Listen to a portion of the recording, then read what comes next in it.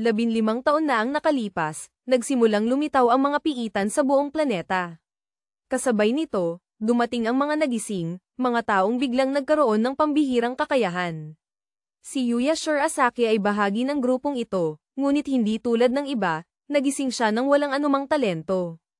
Parang siya lang ang hindi marunong gumamit ng microwave sa grupo, pagkatapos ng laban kung saan siya ang huling nakatayo. Ang bata ay misteryosong ipinadala 10 taon sa nakaraan, ngunit ngayon, kung matalino siya, babalik sana siya para lang bumili ng stocks sa Netflix at Apple. May espesyal na kakayahan na nagbibigay sa kanya ng impormasyon tungkol sa lahat ng mga piitan at lahat ng mga kaaway, parang Google Maps sa isang Dark Souls version, determinadong pagalingin ang kanyang kapatid at pigilan ng malaking sakuna na mangyari muli. Kakailanganin niyang itulak ang kanyang mga limitasyon at maging pinakamalakas sa lahat ng mga nagising. Ang problema ay maraming nilalang na gustong pigilan iyon.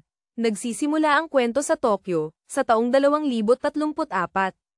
Sa gitna ng kaguluhan, nakikita natin ang isang sugatang batang lalaki na nagdadalamhati sa katotohanan na malapit nang matapos ang kanyang buhay, na parabang natalo na niya hindi lamang ang laban, kundi pati na rin ang wifi. Pagyapak sa isa sa mga bangkay sa lupa, isang malaking dragon na may pulang mga mata ang nakatitig sa kanya, habang iniisip ng bida kung paano wala siyang nagawang anumang ninanais niya, halos katumbas ng pag-iisip ng mga bayarin ng 3:00 ng madaling araw noong panahon ng Middle Ages.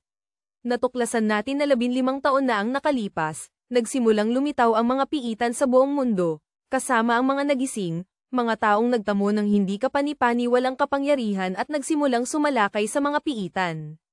10 taon na ang nakalipas, sumali ang ating bida sa grupong ito ng mga bayani, ngunit dahil sa kakulangan ng anumang talento, ginugol niya ang kanyang mga araw sa pagiging tinatawag na walang silbi ng lahat sa paligid niya.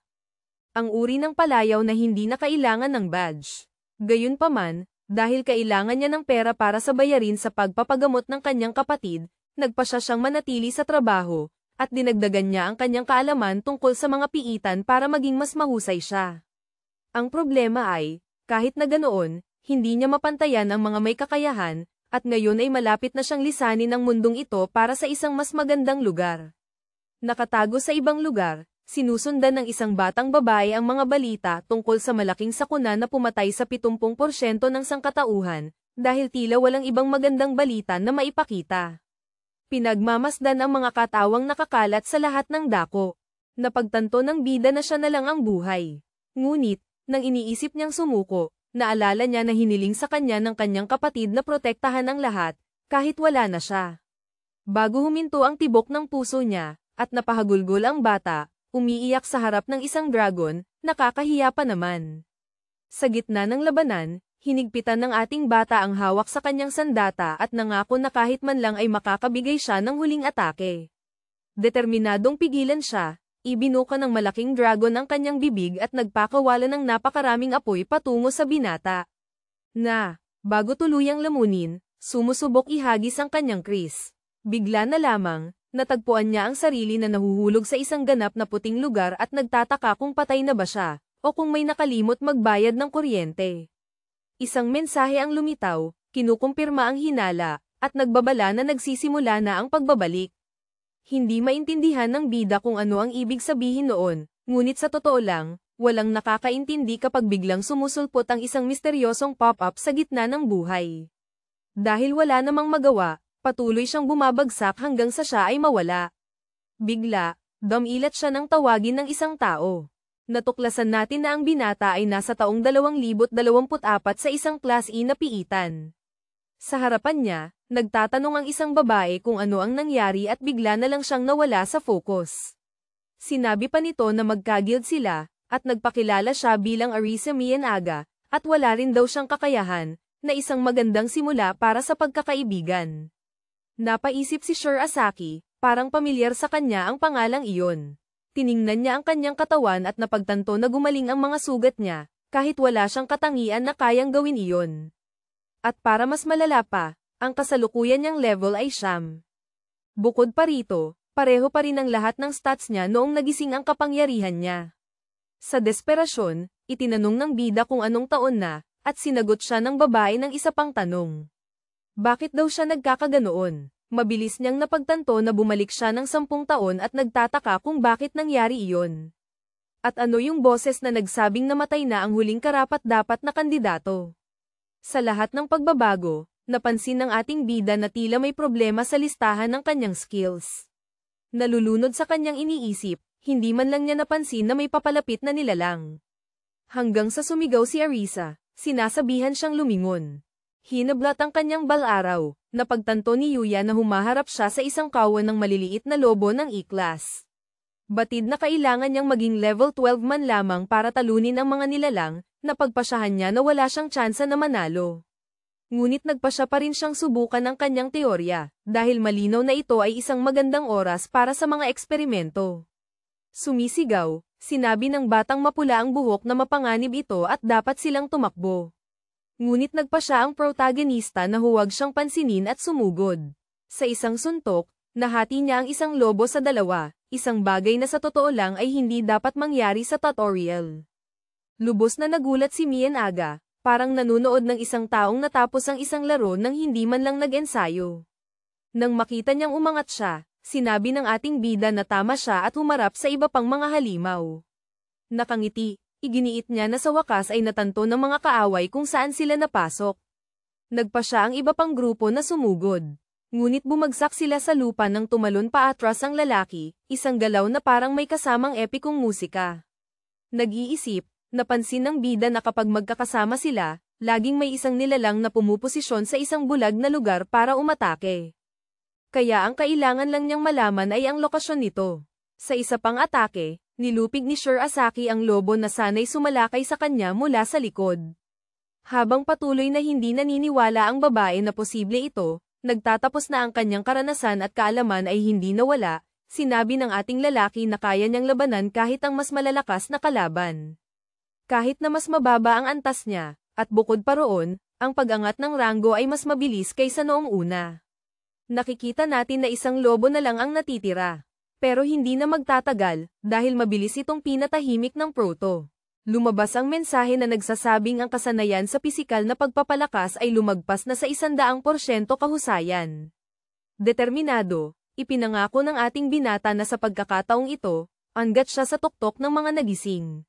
Lumalapit, nagtanong ang babaeng pula ang buhok kung paano biglang naging malakas ang kanyang kaibigan.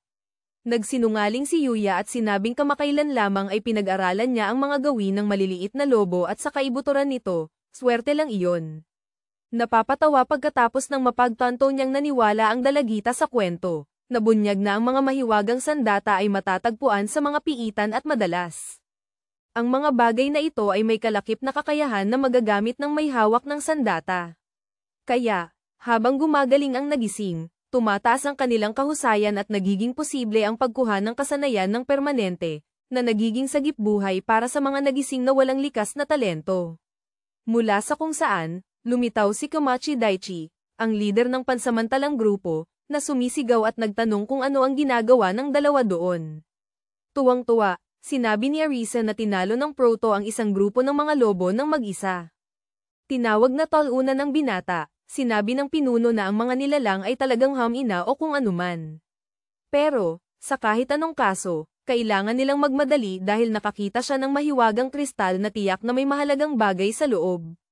Nang tanungin tungkol sa mga mahiwagang bato mula sa mga lobo, sinabi ng lalaki sa ating bida na asikasuhin ang trabaho. Sumunod na lamang siya at yumuko para magsimula, ipinapakita na sanay na siya sa ganitong klaseng pagtrato, dahil wala siyang talento. Bigla namang naalala ni Sir Asaki na ang ekspedisyong ito ay para kay Komachi para magkaroon ng karanasan sa pamumuno, at may nangyaring masama noong nakaraan. Tumakbo siya, inabot ang dalawa, at sinabihan silang huwag hawakan ng kristal. Inis, tinanong ng pinuno ng grupo kung nagseselos ang binata at sinabing sa kanya ang bagay na iyon.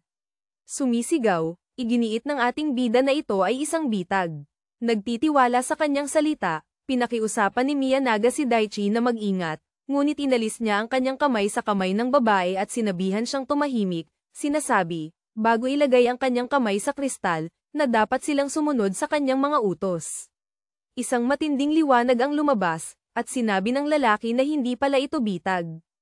Pero nagbago ang isip niya nang harapin ng isang Greyfang, isang espesyal na nilalang na Rango D sinubukan ng halimaw na durugin ang dalawa gamit ang isa sa mga paa nito pero sa lupa tumama, na nagdulot sa mga kabataan na mawalan ng balanse at matamba. Sa sobrang takot, pakiusap ng lalaking pula ang buhok sa nilalang na lumayo, habang ina-activate ang kanyang kasanayang pagtukoy ng kahinaan. Walang pag-aalinlangan, binigay niya ang unang atake, pero tumama ang kanyang punyal sa balat ng Grey Fang at tumalbog bago nahulog sa lupa. Pag-alis, sinabi ng lalaki sa dalawa na sila na ang bahala sa nilalang at ayaw daw niyang mamatay doon. Nag-iisa, napagtanto ng ating batang lalaki na maaaring nasa alanganin siya, dahil ang halimaw ay mas malakas kaysa sa kanya, at noong nakaraan, hindi pa niya nailigtas si Arisa, dahil abala siya sa pagsubok na mabuhay. Determinado, hinugot niya ang kanyang punyal at sinabing hindi niya hahayaang mangyari ulit iyon. Sumugod si Yuya sa kalaban at sinabi na alam niya ang mga atake nito. Sa bilis at liksi, naiwasan niya ang unang atake at, nakita ang isang kahinaan, sumalakay siya kaagad. Ang atake ay nagpagulo sa Grey, na nagpabatid sa Prada na kailangan lang niyang patuloy na basahin ang mga galaw nito at magdulot ng mas maraming pinsala. Gayunpaman, biglang umungol ang halimaw at may kakaibang nagsimulang mangyari. Pagtalon pa atras, nakaligtas ang ating bata sa kamatayan, ngunit nagtamo ng ilang gallows, bago siya napasandal ng malakas sa pader. Hawak ang kaunting katas mula sa kanyang sariling strawberry, sinabi niyang hindi pa niya naririnig ang ganoong atake at nagpas siyang, bukod sa walang saysay ang kanyang kaalaman tungkol sa hinaharap, sa ganoong klaseng sugat, imposibleng manalo. Sinimulan ni Sir Asaki na aliwin ang kanyang sarili, sinasabing mayroon pa siyang mga braso at binti, at napakaaga pa para sumuko. Kaya tumayo siya at sumigaw, sinasabi kay Grey na sumugod. Bigla na lang, may lumitaw na mensahe, ipinapalam na natupad na ang lahat ng kondisyon at naaktibo na ang Akashic Records. Isang simbolo ang lumitaw sa ilalim ng mga paa ng bida at, biglaan, dinala siya sa isang aklatan, habang nagtataka kung ano ang nangyayari. Sinimulan ni Sir Asaki basahin ang skill window at napagtanto na ang skill na ito ay nagpapahintulot sa kanya na makakuha ng lahat ng kaalaman tungkol sa dungeon na kinaroroonan niya agad. Dahil sa kuryosidad, pinindot niya ang confirm at isang mapa ang lumitaw. Gulat na gulat, sinabi ng ating bata na ito yung klaseng impormasyon na kahit sino ay gagawin ang lahat para makuha.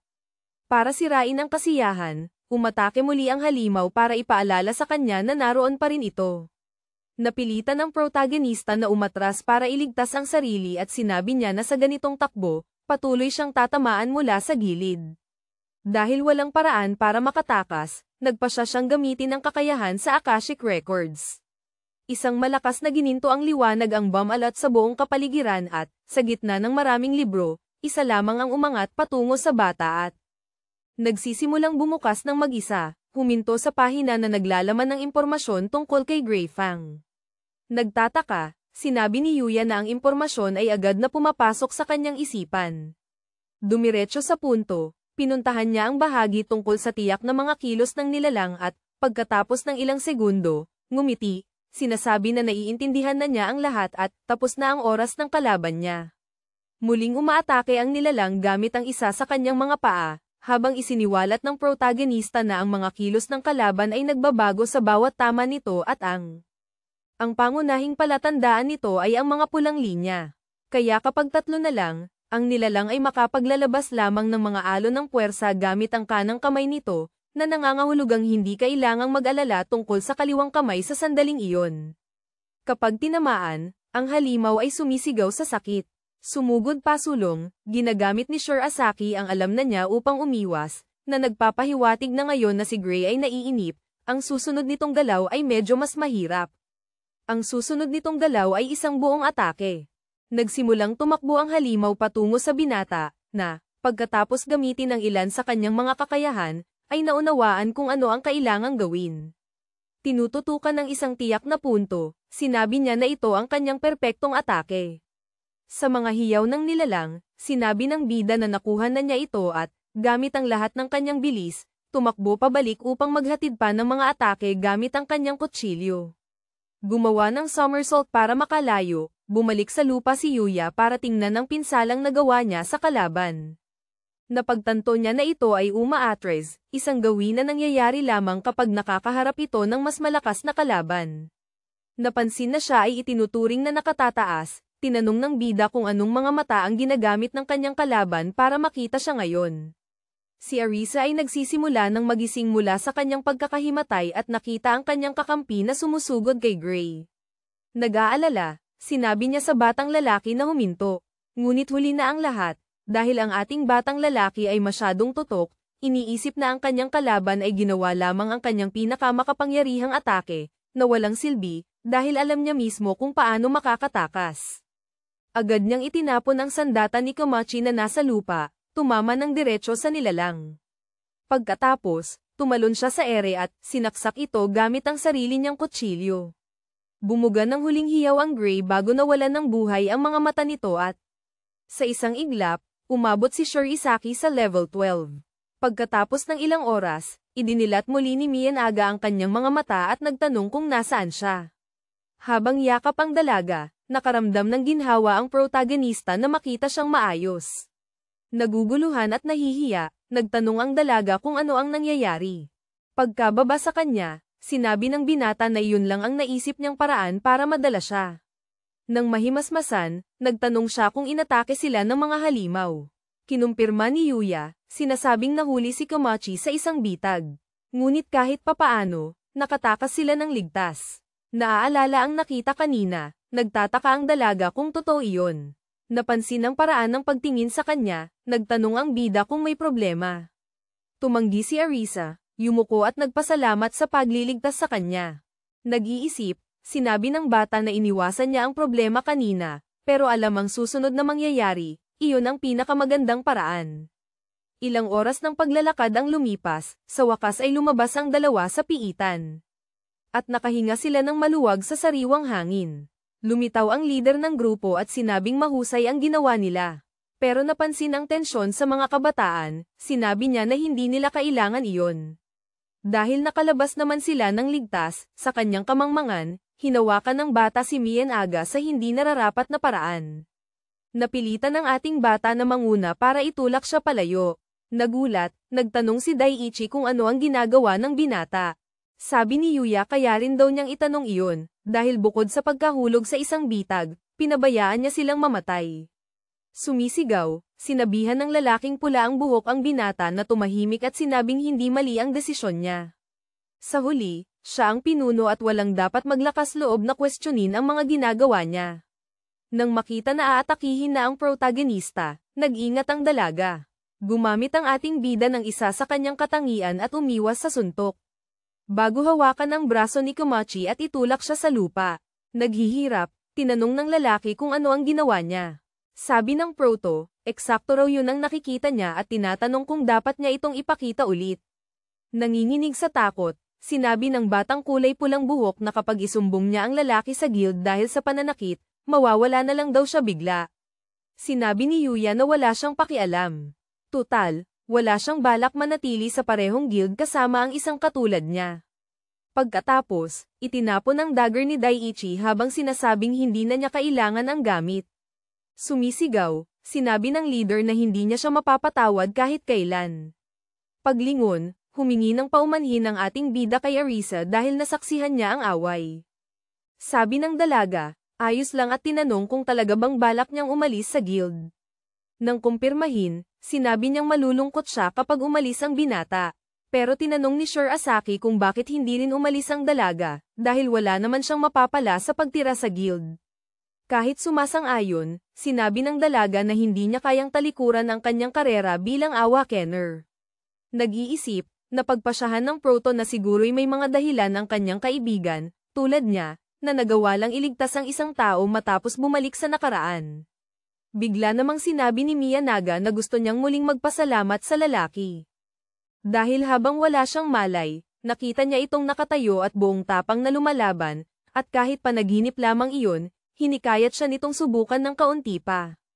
Nakangiti, napagtanto ng ating binata na kailangang tahakin ng dalaga ang sarili niyang landas at hindi siya dapat makialam. Nagsimula silang maglakad, habang sinasabi ng dalaga na magpapalakas siya upang suportahan ang kanyang kaibigan at sa gayon, kaya nila. harapin ang isang piitan ng magkasama. Habang nakatingin sa langit, iniisip ni Yuya na baka hindi na magtatagal bago dumating ang araw na iyon. Nalaman natin na pagkatapos nilang magpalitan ng contact, nagpunta ang bida sa guild para ipaalam ang kanyang pag-alis. At dahil nakita lang siya bilang isang katulong, pinayagan siyang umalis nang walang problema. Sa kalye, pinag-iisipan niya kung dapat ba niyang ibenta ang magic stone na kinuha niya kay Gray. Napagpasyahan niya na may mas mahalagang bagay munang dapat gawin. Sa wakas, nakauwi na ang ating bida at, habang nagtatanggal ng medyas, may lumitaw at tinawag siyang kapatid. Sinusubukang pigilan ang damdamin sa pagkarinig ng boses na iyon, lumingon siya at nakita si Kana, nakasuot ng magandang kulay rosas na apron. Nagsimulang tumakbo ang lalaki at nang makalapit na, niyakap niya ang kanyang kapatid na babae ng buong lakas. Nagulat, nagtanong ang babae kung ano ang nangyari. Dahil hindi niya masabi ang totoo, wala siyang sinabi at sa gayon, nanatiling magkayakap ang dalawa sa loob ng ilang sandali. Binitawan ng kanyang nakababatang kapatid, humingi ng paumanhin ang ating lalaki, ngunit sinabi ng dalaga na ayos lang at nagluto siya ng hapunan. Dahil, sa kung anong dahilan, mas bumubuti ang kanyang pakiramdam. Nalaman natin na si Kana ay may kondisyon na tinatawag na Magical Exhaustion Syndrome, kung saan ang pagsipsip ng mahika ay nagdudulot ng sakit at kahit na bahagyang lang ang mga sintomas sa ngayon, may tendensya na lumala ang mga ito, hanggang sa mangyari ang pinakamasama pagkatapos ng ilang taon. Alam na mayroong pahiwatig sa lunas para sa sakit, ipinangako ni Yuya na hindi niya muling mawawala ang kanyang kapatid. Ngunit para doon, kailangan niyang mag-focus sa sarili niyang mga kakayahan. Mas partikular, sa kakayahan ng Akashic Records. Pagkatapos magbasa ng kaunti tungkol sa katangiang iyon, nagpatihulog ang proto sa kama at sinabi na lahat ng kaalamang natamo niya ay halos wala pa. Malapit na sa lahat ng kailangan niyang matutunan, pero kung magiging bihasa siya sa bagong kakayahan, maaari siyang maging pinakamalakas na awakener sa mundo. Naging interesado sa kanyang natanggap na regalo, naalala niya ang nilalang na nagpabalik sa kanya at, sa pag-iisip na walang magbabago kung iisipin niya ito, nagpasya siyang mag-focus na lang sa kasalukuyan niyang layunin, dahil kailangan niyang maging sapat na malakas para harapin ang mga halimaw na darating. Higit sa lahat, kahit gumaling ang sakit ng kanyang kapatid, kailangan pa rin niya ng lupa para patuloy na magkaroon ng buhay. Kinabukasan, sa isang tiyak na lihim na kulungan, masaya si Sir Asaki na sa wakas ay natagpuan ang pasukan. Ipinapakita na ang isang lihim na kulungan ay tumutukoy sa mga hindi pa natutuklasan ng sinuman, dahil kapag nangyari iyon, ang responsableng partido ay dapat magpakita sa asosasyon at, pagkatapos sukatin ng organisasyon ang antas ng mahika sa loob ng kulungan, ang mga nagising ay maaaring magsimula sa paglilinis, palagi sa mga grupo ayon sa klasipikasyon ng kulungan. Hindi pinapansin ito, sinabi ng ating bida na mas mabilis gamitin ang kanyang kaalaman at maghanap ng mga lihim na kulungan ng mag-isa. Kahit pa may mangyari na di inaasahan, maaasahan niya ang mga talaang Akashic. Mabilis niyang ginagamit ang kakayahan at nagsisimulang magbasa ng libro, at napagpasyahan na walang problema sa lugar na iyon. Biglang, sumulpot ang isang grupo ng mga kalansay na D-rank. Dahil naantala ang pagbabasa, dinampot ng bida ang kanyang kutsilyo at sinimulan ang paglilinis, kampante na, laban sa ganong uri ng kalaban, kakayanin niya. Nagbibigay pa ng dagdag na atake, nagpasya ang ating bida na ipagpapatuloy niya ang ganong bilis hanggang sa tumaas ang kanyang level. Nakita natin na ginawa niya ito sa loob ng ilang araw at nagsimulang harapin ang mas mahihirap na piitan habang siya ay lumalakas. Kaya, sa loob lamang ng 3 araw, nalampasan ng binata ang 3 piitan at umabot sa antas 24. Nang pagmasdan ng panel ng kasanayan, napagtanto ni Yuya na kailangan niya ng mas maraming kasanayan, dahil habang humaharap siya sa mas malalakas na kalaban, lalong lumalaki ang agwat. Dahil sa kakulangan ng mga batong mahika, nagpasya siyang gumugol ng kaunting oras sa pagkalap ng pondo. Ngunit, nang makita niya ang analyzer necklace na ibinebenta, napagtanto niya na baka ngayon ay maaari na niyang gamitin ang bagay na iyon. Kinabukasan, dinala kami sa subasta ng mga gamit na mahika, kung saan, para makasali, kailangang magpakita ng isang card na nagising sa resepsyon. Tinanong ng isang babae kung ang protagonista ay bahagi ng Eclipse Guild. Itinanggi niya ito, sinasabi na sa kasalukuyan ay wala siyang kinabibilangang organisasyon. Sabi naman ng resepsyonista, kung ganoon, kailangan niyang maglagay ng ibang sticker bago pumasok. Isang babaeng blonde ang nagmamasid sa usapan at iniisip kung talagang isang E-rank na hindi kaanib ang lalaki na dating nasa Eclipse Guild. Sa loob ng bulwagan ng subasta, napagtanto ni Sir Asaki na matatagalan pa bago dumating ang mahiwagang bagay na hinahanap niya. Lumapit, ang parehong babae mula kanina ay nagtanong kung bakante ang upuan sa tabi niya. Tinitingnan ng sticker sa kanyang jacket, iniisip ng bida kung paanong ang isang D-rank ay hindi kaanib. Nang makaupo na, tinanong ng babae kung naging parte na ba siya ng Eclipse Guild. Nang kumpirmahin, sinabi niya na nagtanong siya dahil, bilang isa ang guild sa mga umaangat, medyo kakaiba na may umalis. Sa totoo lang, sinabi ng ating bida na pinapahalagahan ng organisasyon ang lakas higit sa lahat. Hindi angkop para sa isang taong walang likas na talento. Nahihiya, humihingi ng paumanhin ang dalaga sa tanong. Habang iniisip iyon, na totoo nga ang mga tsismis, na pagtantong hindi pa siya nagpapakilala, sinabi ng babae na ang pangalan niya ay Noah Hoshikawa at hindi rin siya kabilang sa isang guild. Nakangiti, nagpakilala rin ang protagonista. Pagkalipas ng ilang oras, dumating ang oras para sa analyzer necklace at inanunsyo ng auctioneer na ang pinakamababang panimulang bid ay $500,000. Nagsimulang magkomento ang mga nagising na naroroon kung paano nila hindi kilala ang bagay. At kung paano hindi sulit bayaran ang halagang iyon. Nag-iisip, sinabi ni Yuya na hindi dapat pag-aari ng isang tao lamang ang mga mahiwagang bagay, dahil tumataas ang halaga nito habang nakakakuha sila ng higit pang mga kasanayan. Sa makatuwid, ang pagkakaroon ng maraming gumagamit ng parehong kasanayan ay kapaki-pakinabang, lalo na kung sila ay nakakasakit. Sabi ng blondeng babae na ang nagbebenta ng bagay ay masyadong sakim, ngunit nagulat siya nang itaas ng protagonista ang kanyang kamay at magbigay ng unang alok. Nagtataka ang lahat sa paligid kung maganda ba ang kasanayan ng bagay.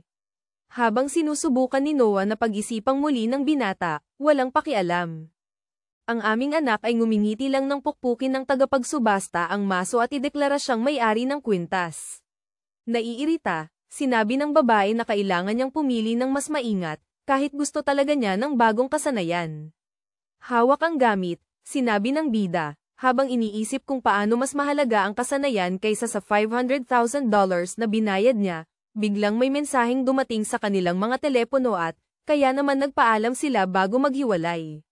Kinabukasan, nalaman natin na ang email ay mula sa asosasyon na humihingi ng mga bagong kasapi para sa paggalugad ng piitan. Mga espesyal na gin icing na hindi kaanib na tatanggap ng mga espesyal na bonus kung papayag silang sumali. Dahil gumastos siya ng malaki noong nakaraang araw, nagpa siya si Sir Asaki na tanggapin ito at mabilis na dumating sa tarangkahan ng isang D-class na piitan kung saan naghihintay ang iba pang mga gin icing. Habang papalapit siya, nagulat ang binata na makita si Hoshikawa, na nakangiting nagsabi na hindi niya inaasahan na siya ang huli. Nagtanong si Narasaka, na level 26, kung kilala ng bida ang babae. Kinukumpirma niya na nagkita sila ng hindi sinasadya noong nakaraang araw. Isang binata na may berdeng buhok ang nagsabi na dahil narito na ang lahat, mas mabuting simulan na ang paggalugad. Dahil hindi pa updated ang kanyang rango, ang ating bida ang magiging tagadala ng bagahe ng iba, na mga D-rank, kaya naman pinili ng asosasyon na magpadala ng isang pabigat sa grupo. Pagdaan sa tarangkahan, medyo dismayado, sinabi niya na tila hindi siya makikipaglaban sa pagkakataong ito. Maya-maya pa, sinabi ng lalaking nakasuot ng gintong baluti na hindi kailangang kabahan ng protagonista, gaya ng ginagawa niya. Sa gitna ng mga D-rank na nagising, kung saan si Noah, na may kasanayang salamangkerong espada, ang pinakamalakas, ang grupo ay sumusulong ng kaunti pa sa kakahuyan. Hanggang sa makasalubong nila ang salagubang gig acorn, na klasipikadong E, na sumisigaw. Sabi ni Narasaka, dapat silang magsimula sa pagbuo ng pormasyong discussed. Pagkatapos siya at ang batang babaeng kulay kastanyes ang buhok ay sumugod sa nilalang. Nag-iisip, habang pinagmamasdan ng babaeng blonde, sabi ng prota na ang kasanayang salamangkerong espada ay nagpapahintulot sa kanya na magkaroon ng mataas na antas na dagdag na katangian, na isang bagay na bihira mangyari sa sandali ng paggising. Sa pagsabak sa laban, pinaputok ni Hoshikawa ang kanyang kulay ubeng kidlat, na nagdulot ng malaking pagsabog at napilitan ang dalawang nakikipaglaban na umatras.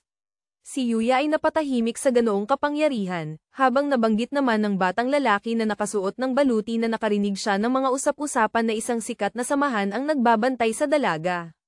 Ipinagpatuloy ng grupo ang paglalakad, at katabi ang dalaga, humingi ng paumanhin ang prota dahil sa pagsasalita tungkol sa kanya nang walang pahintulot. Sinabi ni Noah na wala siyang pakialam, ngunit mukhang may gusto pa rin siyang itanong. Dumiretso sa punto, tinanong ng binata kung siya ba ay tinawag ng samahan ng Eclipse. Kinukumpirma, sinabi ng mandirigmang may espada na tinanggihan niya ang alok matapos marinig ang kanyang kwento, dahil hindi niya gusto ang mga guild na binabalewala ang mga nagising na individual na hindi gaanong mahuhusay. Medyo nagulat, sinabi na lang ng ating bida na naiintindihan niya. Pagkatapos ng usapan, napag-alaman natin na ang grupo ay nakausad na ng kaunti hanggang sa marating nila ang silid ng boss, na isang D-rank na armadong mantes. Sinugod ng halimaw ang babae, ngunit hamarang si Narasaka. Pagkatapos, sumugod din ang iba pa. Sinabi ng mandirigmang may espada na magiging mahirap ang laban. Habang iginigiit ng nakabaluting binata na hindi ganoon kahanga-hanga ang bilis ng nilalang. Pinanood lang ng ating binata ang apat na patuloy na sumasalakay sa kalaban, at, sa loob ng wala pang 10 minuto, natalo ang mantes.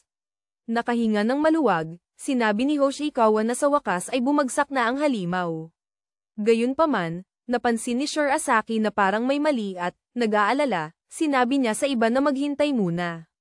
Nagsimulang magkalamat ang baluti ng nilalang hanggang sa sumabog ito, na nagkalat ng mga debris kahit saan. Nanlaki ang mga mata ng lahat, dahil ngayon ay kailangan nilang labanan ng isang mantes na C-rank na walang baluti. Napagtanto na ito ang ikalawang anyo ng amo, inuutusan ni Narasaka ang lahat na maghanda. Ipinikit ang kanyang mga mata, hinihintay ng espada ang kanyang wakas, ngunit biglang lumitaw si Yuya sa harap niya at, gamit ang karamihan sa kanyang mga kakayahan, humihingi ng paumanhin sa pagkaantala habang hinihiling sa kanyang kakampi na ipaubaya sa kanya ang nilalang, ipinapakita na determinado siyang pigilan ang kalaban. Binabasa ang impormasyon tungkol sa kasanayang Divine Eye of Prophecy, sinasabi ng ating bida na ito ay nag-aganya sa ilalim ng mga partikular na kondisyon at, sa kung anong dahilan, magiging isang bagay na hindi magagamit ng kahit sino. Dahil isa itong kasanayang nawala na, ginagamit niya ang kalamangan na mayroon siya, naghihintay siya na lumapit ang nilalang, para subukang sumaksak gamit ang kanyang kutsilyo, pero nauuwi sa pag-atres. Gulat na gulat, sinabi ni Noah na binabasa ng bata ang mga galaw ng kalaban at ipinagtatanggol ang sarili laban sa lahat ng atake, kahit na isa siyang awakened na E-rank, lumalaban hanggat kaya niya sa mga unang antas para humanap ng pagkakataon para sumalakay, pero nagulat sa isang galaw ng mantes. Natuklasan namin na pinipilit ng Divine Eye of Prophecy ang gumagamit nito na lubusang unawain ang target ng kanilang prediksyon. Kung hindi gumagana ang hula at, saka, maaaring magpakita ng maling hula, gaya ng nangyari noong sandaling iyon. Ito ang isa sa mga dahilan kung bakit tumigil ang mga awakened sa paggamit ng kakayahan, dahil dumami ang mga kakaibang halimaw. Gamit ang sandatang meron siya, sinisikap ni Yuya na huwag matalo, na pagtatanto niya pagkatapos na may paraan siya para baliktarin ang kanyang mga pagsubok. Sa pamamagitan ng kakayahan ng Akashic Records, pagkatapos tumingin muli, pinaikot niya ang kutsilyo sa kanyang mga daliri at, humihingi ng paumanhin sa kaaway, sinabi niyang nakikita niya ang lahat. Nagsisimula ang isang tapat na pagpapalitan at nagawang iwasan ng preyang mantes ang mga suntok, ngunit sinasabi ng ating bata na hindi pa siya tapos at sa pag-activate ng katangian ng pagtulak kasama ang pisikal na pagpapalakas, nagbibigay ng isa pang set ng mga suntok, tinatamaan ang katawan ng nilalang sa iba't ibang bahagi. Gulat pa rin, naiisip ni Noah na kaya ring tukuyin ng bata ang mga kahinaan ng kalaban at nagpas siyang tanungin kung sino siya. Nakatayo pa rin, nagawa ng nilalang na ilagan ang isa pang atake at nagsimulang lumipad para lumayo. Gayunpaman, tinamaan siya sa binti ng kutsilyo ng bida. Tinitigan niya ng mariin ang kanyang kalaban at sinabing nagbabala siya na nakikita niya ang lahat. Matapos matukoy ang eksaktong lugar kung saan ibibigay ang huling atake, hinihingi ni Sure Isaki ang espada ni Hoshikawa, na kahit walang maintindihan, ay itinapon ang kanyang sandata sa binata. Nang makita na malapit na ang preyang mantes, hinampas ng ating bida ang espada sa ulo ng nilalang, at maraming mensahe ng pagtaas ng level at iba pang pag-unlad ang lumabas. Ang ibang miyembro ng grupo ay patuloy na hindi naniniwala sa kanilang nakita at, nangunguna, nagtanong si Narasaka kung ano ang nangyari at kung ang binata ay tunay ngang rank E. Hindi nagbibigay ng maraming detalye, sinabi lamang ng protagonista na mayroon siyang mga natatanging sitwasyon, ngunit, kung maaari, gusto niyang sabihin ng lahat na pinagsama-sama nilang talunin ang boss. Habang iniisip kung paano ang ginagawa niya ay bihirang mangyari, dahil maraming awaken ang nagsisikap linlangin ng iba, nagkukunwaring mas malakas sila kaysa sa totoo, kaya't hindi siya maaaring humingi ng marami. Pumayag ang batang nakasuot ng baluti, kahit medyo nag-aalangan siya dahil isinugal ng binata ang kanyang buhay para protektahan ang lahat. Matapos maayos ang lahat, nagpasalamat si Noah sa ginawa ng ating bata. Ibinabalik ang espada ng babae, sinabi niya na malaking tulong ang bagay na ito. Nang purihin, sinabi ng bida na mas madaling natalo sana ng ibang mga awakened na mas mataas ang antas ang kalaban.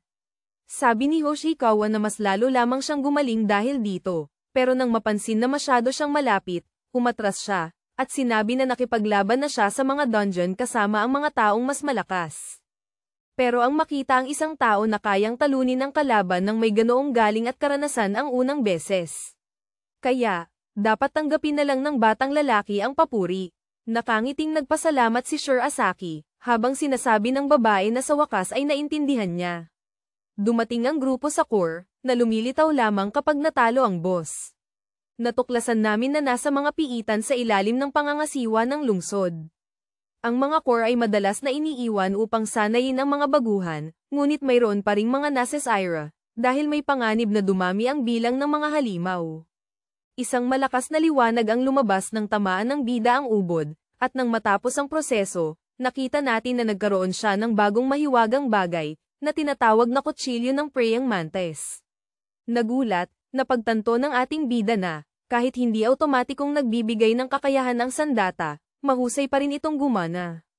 Lumapit si Narasaka at sinabi na dapat panatilihin ng binata ang balaraw, dahil tinalo niya ang boss, at isa rin itong paraan para magpasalamat ang grupo. Nakangiti, nagpa siya si Yuya na tanggapin ito at, pagkatapos iwagayway ang kutsilyo ng ilang beses, sinabi niyang mukhang napakagandang gamitin ito. Kaya, umaalis ang lahat at, sa huli, naiiwan ang bida kasama si Noah, na nagtatanong kung maaari niyang ibahagi ang kanyang contact, dahil may gusto siyang pag-usapan. Pagkatapos makuha ang numero, sinabi ng dalaga na may bahid ng pamumula sa pisngi na maaari siyang tawagin ng binata sa kanyang unang pangalan. Para hindi masyadong formal palagi, sinabi ng bida na inaasam niyang patuloy na makatrabaho ang dalaga. Pagkarating niya sa bahay, napagtanto niya na hindi niya tiningnan ang kanyang estado pagkatapos talunin ang praying mantis, at pagbukas niya ng panel, nagulat siya nang makita na ang antas ng mga talaang Akashiko ay tumaas din, at ngayon ay posible nang makita ang mga pangunahing impormasyon tungkol sa mga piitan na lilito pa lamang. Nagtataka, pinindot ng ating bida para makita pa ang iba at napagtanto na, bukod sa oras ng paglitaw, impormasyon tungkol sa pagiging pambihira at antas ay makukuha na rin, na nangangahulugang tapos na ang panahon ng paghahanap ng mga piitan na hindi pa aprobado. Pagkatapos niyang pag-aralan ng bahagya ang listahan para piliin ang kanyang susunod na piitan, huminto siya. Pagkakita sa yungib ng mga halimaw na may tatak, Class C, kinabukasan, nagpunta siya sa lokasyon. Ang unang mong kalaban ay isang baboy ramo na may pulang sungay. Mayroon itong nakamamanghang lakas sa pagsugod, kaya nitong talunin kahit ang isang awakened na higit sa level 40 sa isang sargo. Nagdesisyon ang nilalang na sumugod. Gamit ang kanyang bagong daga, sinabihan ito ni Yuya na tumahimik habang binibigay ang kanyang unang atake, at napagtanto na ang nilalang ay mas mahina kaysa sa mantis. Gamit ang kasanayan sa paghasa ng kutsilyo, nagbigay ang ating bata ng isang nakamamatay na atake, na naging dahilan upang bumagsak ang baboy ramo sa isang tila sapa ng katas. Sa pagtatagumpay, umakyat ang binata sa antas 31, iniisip niya na sinasabi na ang piitan ay may tiyak na antas ng kahirapan, tulad ng kanyang nasaliksik at, higit pa rito, posibleng masubukan ang pagganap ng kanyang bagong sandata. Ang problema ay isang beses lang siyang umakyat ng antas. Sinuri ng ating bata ang kalendaryo at napagtanto na, upang maiwasan ang nangyari sa kanyang nakaraang buhay, kailangan niyang pigilan ang unang sakuna na nagiging sanhi ng kanyang pagkabalisa dahil sa kanyang bilis. Matapos tapusin ang piitan, lumabas siya at, nag-iisip pa rin, sinabi niya na limitado ang mga bagay na kaya niyang gawin, ngunit kailangan niyang umabot ng kahit level 60 bago ang sakuna. Gayunpaman, ang kasalukuyan niyang hadlang ay ang bihira ang paglitaw ng mga piitang may mataas na hirap. Bigla, napansin ni Yuya na may bagong piitan na malapit ng lumitaw at, sa kanyang gulat, ang ranggo nito, maaaring isang ekstrang piitan, na bukod sa pagiging bihira, ay may mataas na hirap, ngunit nag-aalok ng napakahusay na mga gantimpala. Nag-iisip, nagtataka siya kung dapat ba talaga niyang gawin ang ganoong panganib, kahit na alam niya na sa nakaraan, ang isang piitan na ganoon ay imposibleng malampasan. Dinala kami sa ospital, kung saan hinihiling ng bida sa kanyang kapatid na siguraduhing pakinggan ang mga nurse. Habang iginigiit ni Kanan na hindi na siya bata, nalaman namin na ang batang babae ay na-hospital para masuri ang paglala ng sindroma. Paalis, nangangako ang batang lalaki na malapit na niyang pagalingin ang kanyang kapatid. Paglabas ng gusali, parang nakita niya si Arisa, ngunit, kumbinsido na nagkakamali siya, nagpasya siyang bumalik sa kanyang plano na harapin ang bihirang piitan, kahit alam ang mga panganib.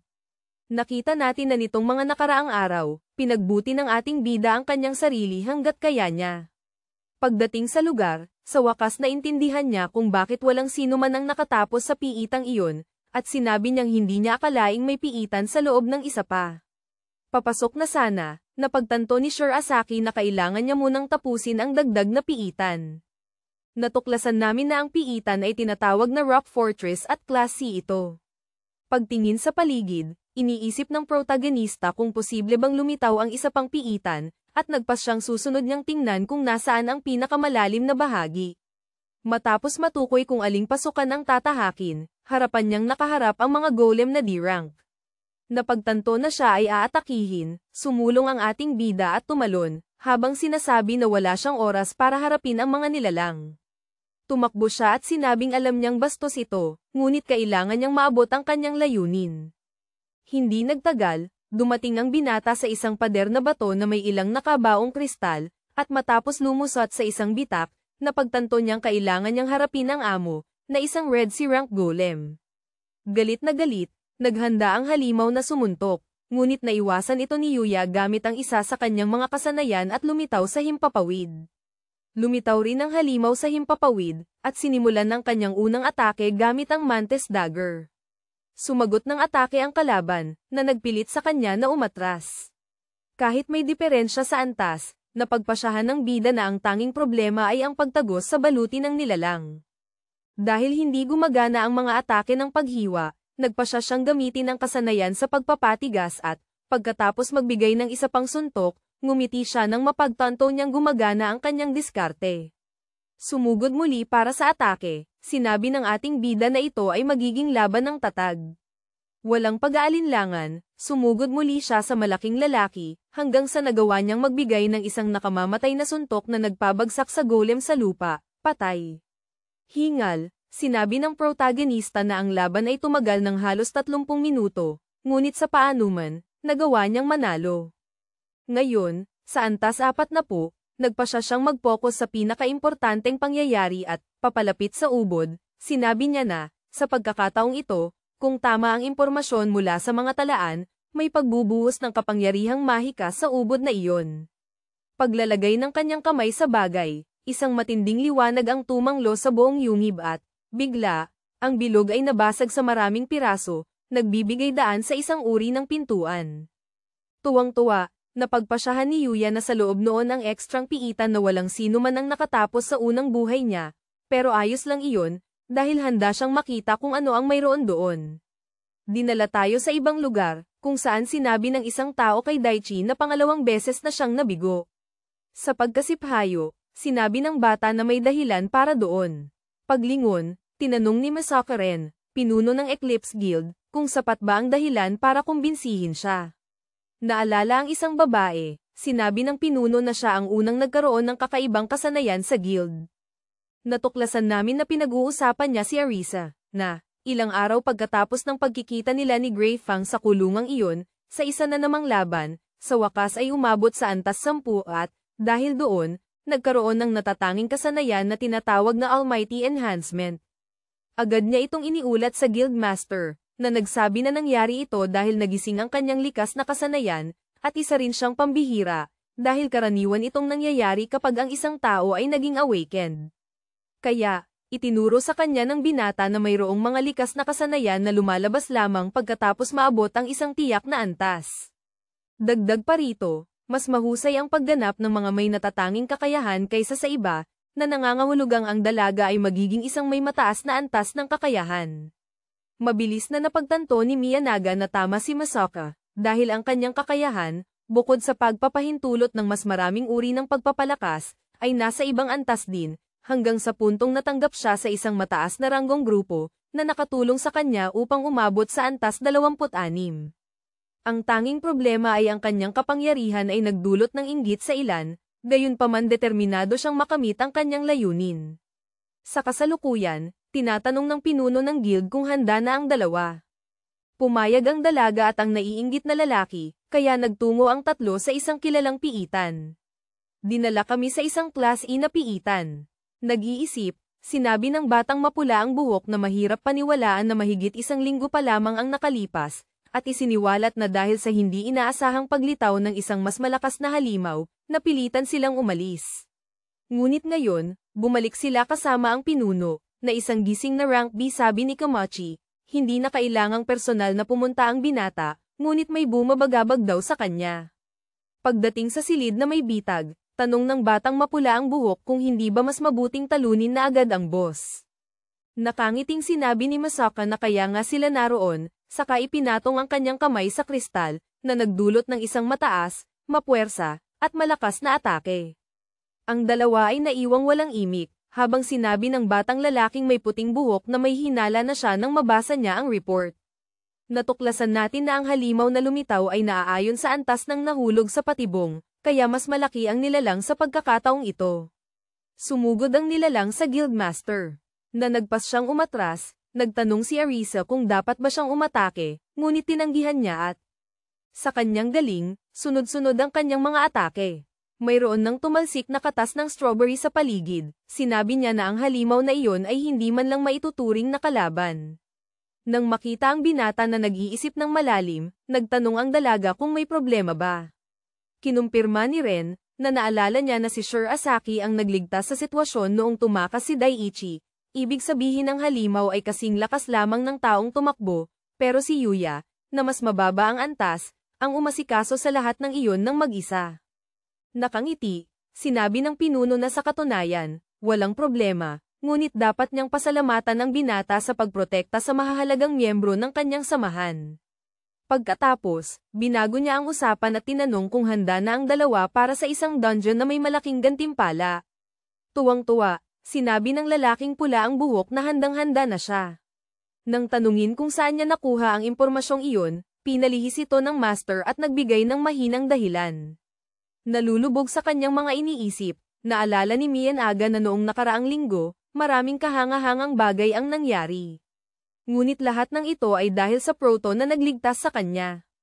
Kaya gusto niyang ipahayag ang kanyang pasasalamat sa tamang paraan. Sabi ni Misaka, ngayong naayos na nila ang bagay na iyon, oras na para harapin ang pinuno.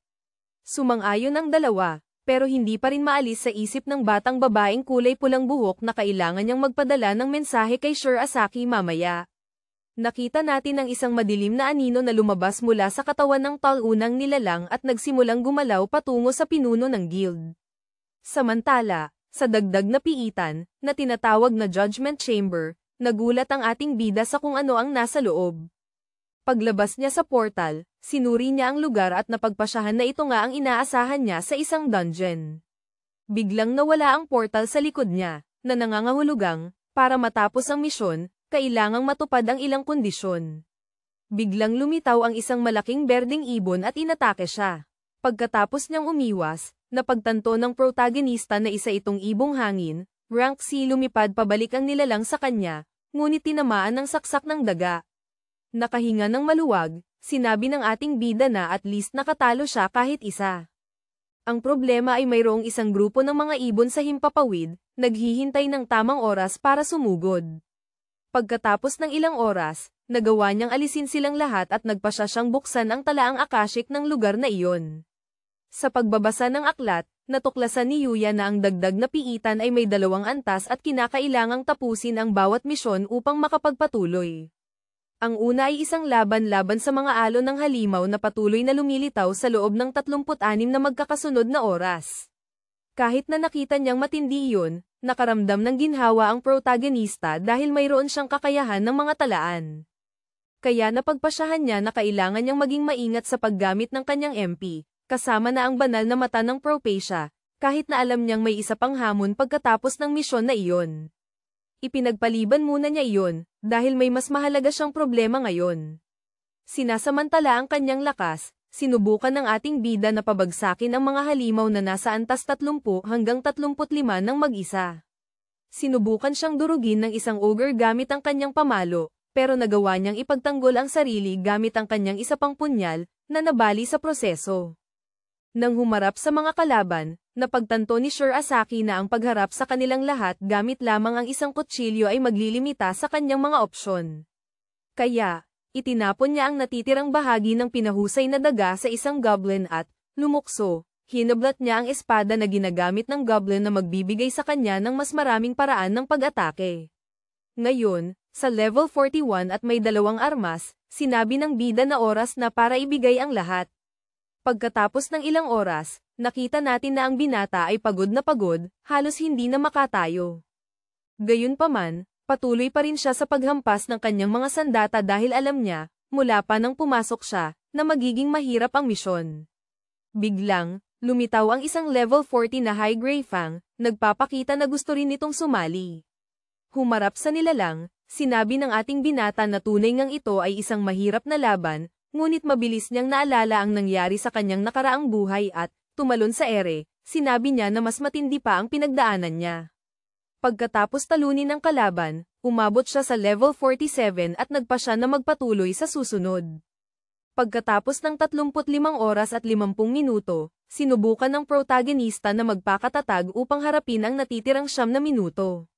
Kaya, ibinigay ang lahat, nilupig niya ang mga natitirang kaaway, hanggang sa lumabas ang isang mensahe na nagpapalam na ang misyon ay matagumpay na nakumpleto at, mula sa sandaling iyon, magsisimula ang pagkalkula ng iskor ng tagumpay ng hamon at ang mga resulta ay makukuha sa loob ng 12 oras. Isang kubo ang lumitaw sa gitna ng parang at nagpasyang pumunta si Yuya sa lugar upang magpahinga hanggang sa mailabas ang ulat. Nakaupo sa loob ng kubo, humihinga siya ng malalim sa isang rest sphere, na naglilinis ng katawan mula sa dumi at nagpapabilis ng paggaling ng HP habang natutulog. Dahil nararamdaman niyang mas mahirap ang susunod na misyon, sinisimulan ng ating bida na ihanda ang kanyang katawan at isip gamit ang mga potion na dala niya, bago humiga at umidlip.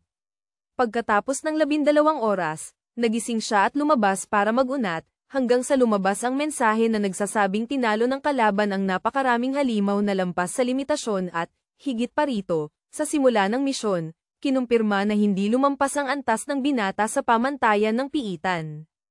Kaya naman, binigyan siya ng dagdag na puntos, lumitaw ang isang matinding liwanag, at bigla na lang, isang susi ng kamara ng paghuhukom ang lumapag sa kamay ni Sir Asaki. Kaya, kailangan niyang magdesisyon kung susubukan niya ang hamon o babalik sa loob ng isang oras, ngunit kung pipiliin niya ang pangalawang opsyon, hindi na niya magagamit ang susi. Sinusuri ang tarangkahan, nagpasya ang ating binata na mag-isip muna at, desididong huwag umurong, ginamit niya ang kasanayan ng mga talaan upang mangalap ng impormasyon. Nakita natin na may isang simpleng layunin para sa huling misyon, na kinabibilangan ng isa sa 3 uri ng halimaw, kabilang ang isang higanteng siklop at isang salamander na apoy. Napagpasyahan ng bida na pareho silang napakalakas, pero may limitadong mga paraan ng pag-atake, na nangangahulugang ang 3 halimaw lang ang pinakamahirap. Pagkatapos dumaan sa tarangkahan, nakaharap niya ang isang malawak na lugar sa kagubatan at natanto niya na ang kanyang kalaban ang pinakamahirap sa 3 iyon. Isang tinig ang nagbabala na nagsimula na ang huling misyon at kailangan talunin ng binata ang pinuno ng piitan, na isang pilak na agile ang kabalyero, rango B at antas 65, sinusubukan ng ating binata na manatiling kalmado nang makita ang nilalang sa kanyang ulunan, ngunit biglang ibang galaw ang ginawa ng kalaban at, sa pagbigay ng unang suntok, ipinakita na kaya nitong makita ang hinaharap. Napunta si Yuya sa malayo, ngunit nagawang manatili sa kanyang mga paa na iniisip niya na kung sinalakay siya ng harapan, patay na siya. Ang pinakamalaking problema ay ang katotohanan na isinara ng nilalang ang kanyang banal na mata ng Propacia. Natuklasan namin na ang boss ay may kakayahan ng gintong mga mata, na nagbibigay sa gumagamit ng pambihirang reflexes at paningin na higit sa tao. Kaya, ginagamit ng kabalyero ang kanyang mga mata upang hulaan ang mga galaw ng bata at alamin kung ano ang kanyang mga gagawin sa hinaharap. Pagkatapos makailag sa isang atake, nagpas siyang sumalakay ang agila, ngunit nagawang makatakas ang bida ng walang gallows. Nag-aalala, sinabi niya na hanggat hindi pa malinaw ang kinabukasan, hindi niya magagamit ang kanyang banal na mata ng Propacia laban sa kalaban, na siyang pinakamalaking banta sa kanya sa ngayon, dahil alam niyang nakikita rin nito ang hinaharap. Iniisip ng ating bida kung paano direktang matutukoy ng pagkakaiba sa purong lakas ang resulta. Ito ay isinasaalang-alang na walang silbi ang pagkakaiba sa antas. Lumalabas mula sa labanan ng espada, nagbigay ng isang suntok ang boss. Napagpasyahan ni Sir Asaki na kung lalayo siya ng sapat, hindi magiging maganda ang susunod na atake, dahil sipsipin ng nilalang ang lahat ng mana sa paligid at ilalabas ito ng buong lakas. Sa pagpapatunay nito, pinaputok ng kabalyero ang isang mahiwagang kanyan. Sa kaunting agwat, nagawa ng bida na makaiwas sa gilid sa tamang oras, habang iniisip na ito ay isang biro lamang. Gayunpaman, biglang, lumitaw ang agila sa likuran niya at, gamit ang kanyang binti, itinulak ang bata papalayo, dahilan para bumangga ang kanyang katawan ng malakas sa puno ng isang kahoy. Nasugatan, sinabi ng ating bida na, gaya ng inaasahan, masyadong malaki ang pagkakaiba sa lakas. Ngunit, magiging iba ang lahat kung magagamit niya ang kanyang banal na mata ng Propacia. Biglaan, naalala ng binata na, sa ikalawang buhay na ito, nagkaroon siya ng maraming malalakas na kakayahan. Pero ang dahilan kung bakit nakipaglaban siya hanggang sa huli, sa kabila ng kakulangan niya sa talento, ay dahil hinarap niya ang sarili niyang kahinaan. Sa isip niya ito, nagpasya siyang huwag munang gamitin ang kanyang mga kakayahan. Para makuha ang pinagmulan ng kanyang lakas, humarap sa kalaban, sinabi ng bida na ngayon niya aalalahanan kung paano lumaban bilang isang mahina. Napansin ng isang bagay, nagsimulang umatras ang kabalyero, habang sinabi ni Sir Asaki na oras na para maglaban. Tumatakbo, naaalala niya na kailangan niya munang isaalang-alang ang kakayahan ng kalaban, dahil ang sandata ng kaaway ay maaaring hatiin sa tatlong uri at, ang kanyang gintong mga mata at pisikal na abilidad ay higit na nakahihigit, bukod pa sa katotohanang hindi siya makakalayo, dahil sa mahiwagang kanyan. Muling sumugod ang kabalyero gamit ang kanyang espada, habang pinapanatili ng bata na hindi aktibo ang kanyang mga katangian. Ibinibigay ang lahat, iniiwasan niya ang mas malalang atake, nag-iisip ng paraan para makaganti para hindi siya mapunta sa alang-ain ng sitwasyon. Dahil hindi makagamit ng mga gamot na pampagaling, napagtanto ng ating batang lalaki na malapit na siyang matalo. Pero, nagbago ng taktika, nagsimula siyang tumakbo papunta sa kalaban. Nagulat sa bilis niya, nagtataka ang nilalang kung paano iyon nangyari, habang sinasabi ng bida na may isang paraan lang para malutas ang sitwasyon. Maingat na sinusuri ang kanyang kalaban, sa wakas nakita niya ang isang kahinaan at ibinibigay ang lahat para iwasan ang walang tigil na atake. Napagpasyahan niya na kailangan na niyang gawin ito ngayon, hawak ang isang gayuma, pinapanood ni Yuya ang kanyang kalaban na sumusugod sa kanya. Nang itapon ang gayuma, napansin niyang mas lumayo pa ang agila, at lumalabas na hindi ito makagalaw habang nagkakarga ang mahiwagang kanyan. Sinunggaban ng ating bida ang pagkakataon at habang malayo ang kanyang espada, sinabi niya, nakangiti, na mas malayo pa roon ang kanyang layunin. Nakita natin na nabasag ng kanyang punyal ang prasko ng gayuma na itinapon, para pilitin ang kanya ng kabalyero na may mas maraming mahika, na magiging dahilan para ito ay sumabog. Gaya ng plano, nagkaroon ng malaking pagsabog. Gayunpaman, nakaligtas ang agila at patuloy na hawak ang espada nito. Gayunpaman, sa gitna ng alikabok, inaatake ito ni Sir Asaki, na ginamit ang kakayahan ng banal na mata ng Propacia upang ipakita na siya na ang susunod na Seiselakei. Alam na hindi na siya maaabot, sumugod siyang muli at umatake, gamit ang lahat ng kanyang pisikal na kakayahan. Walang magawa, tinamaan ang kabalyero sa iba't ibang parte ng katawan at nagpa siya, sa huling pagkakataon, na subukang gamitin ang kanyang magic cannon. Napagtanto ng protagonista na walang pakundangang sinisipsip ng kalaban ang mahika, kahit na malapit na itong sumabog. Napapaligiran ng apoy ang katawan ng amo, na huli na nang mapagtanto na nakatakas ang bata at ngayon ay sumusugod mula sa himpapawid. Sumisigaw, sinunggaban ng ating bata ang balikat ng kabalyero, na tuluyang bumagsak sa lupa at lubusang talunan. Sa pagkapanalo, lumitaw ang isang mensahe, na nagsasabing maaari nang lumabas sa kamara ng paghuhukom, at dahil dito, umabot si Yuya sa level 57.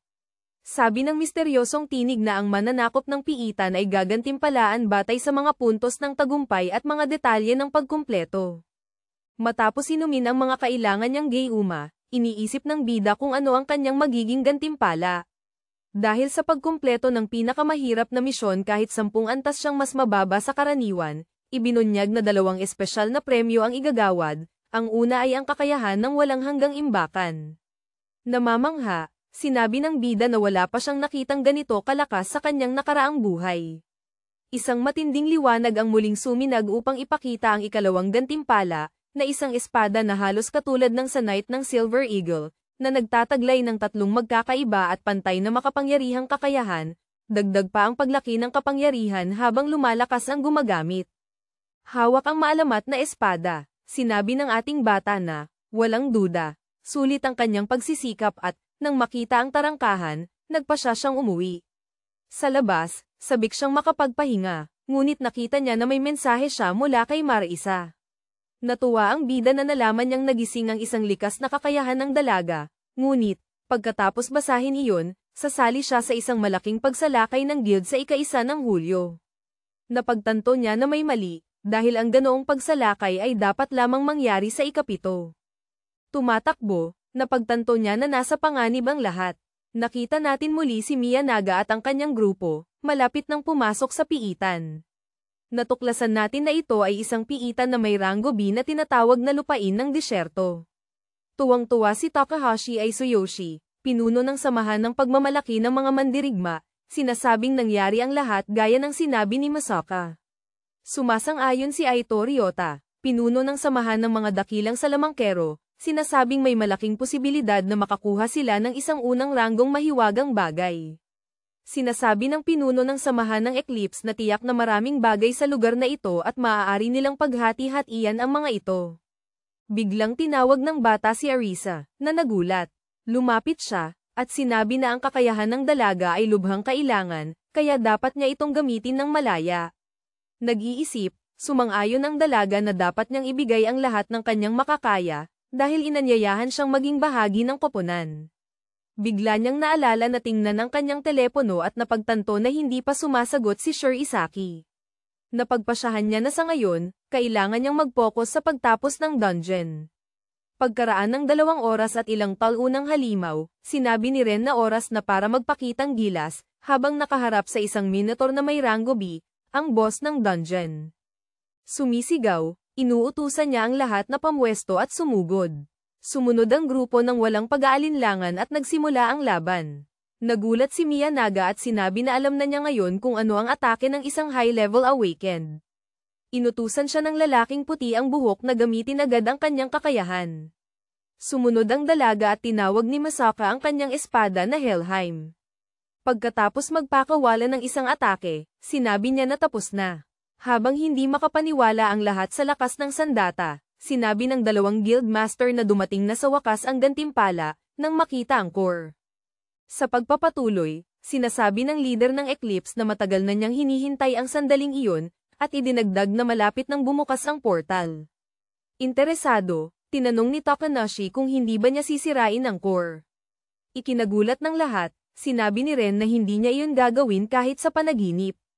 Higit sa lahat, iyon ang tunay niyang layunin. Ang parehong itim na anino mula sa una ay lumabas mula sa katawan ng Minotaur at dumiretso sa bata, na nakangiting sinabi na oras na para sa malaking pagbubunyag. Tinanong ng ibang mga miyembro kung ano ang nangyayari at kung ano ang kahulugan niyon.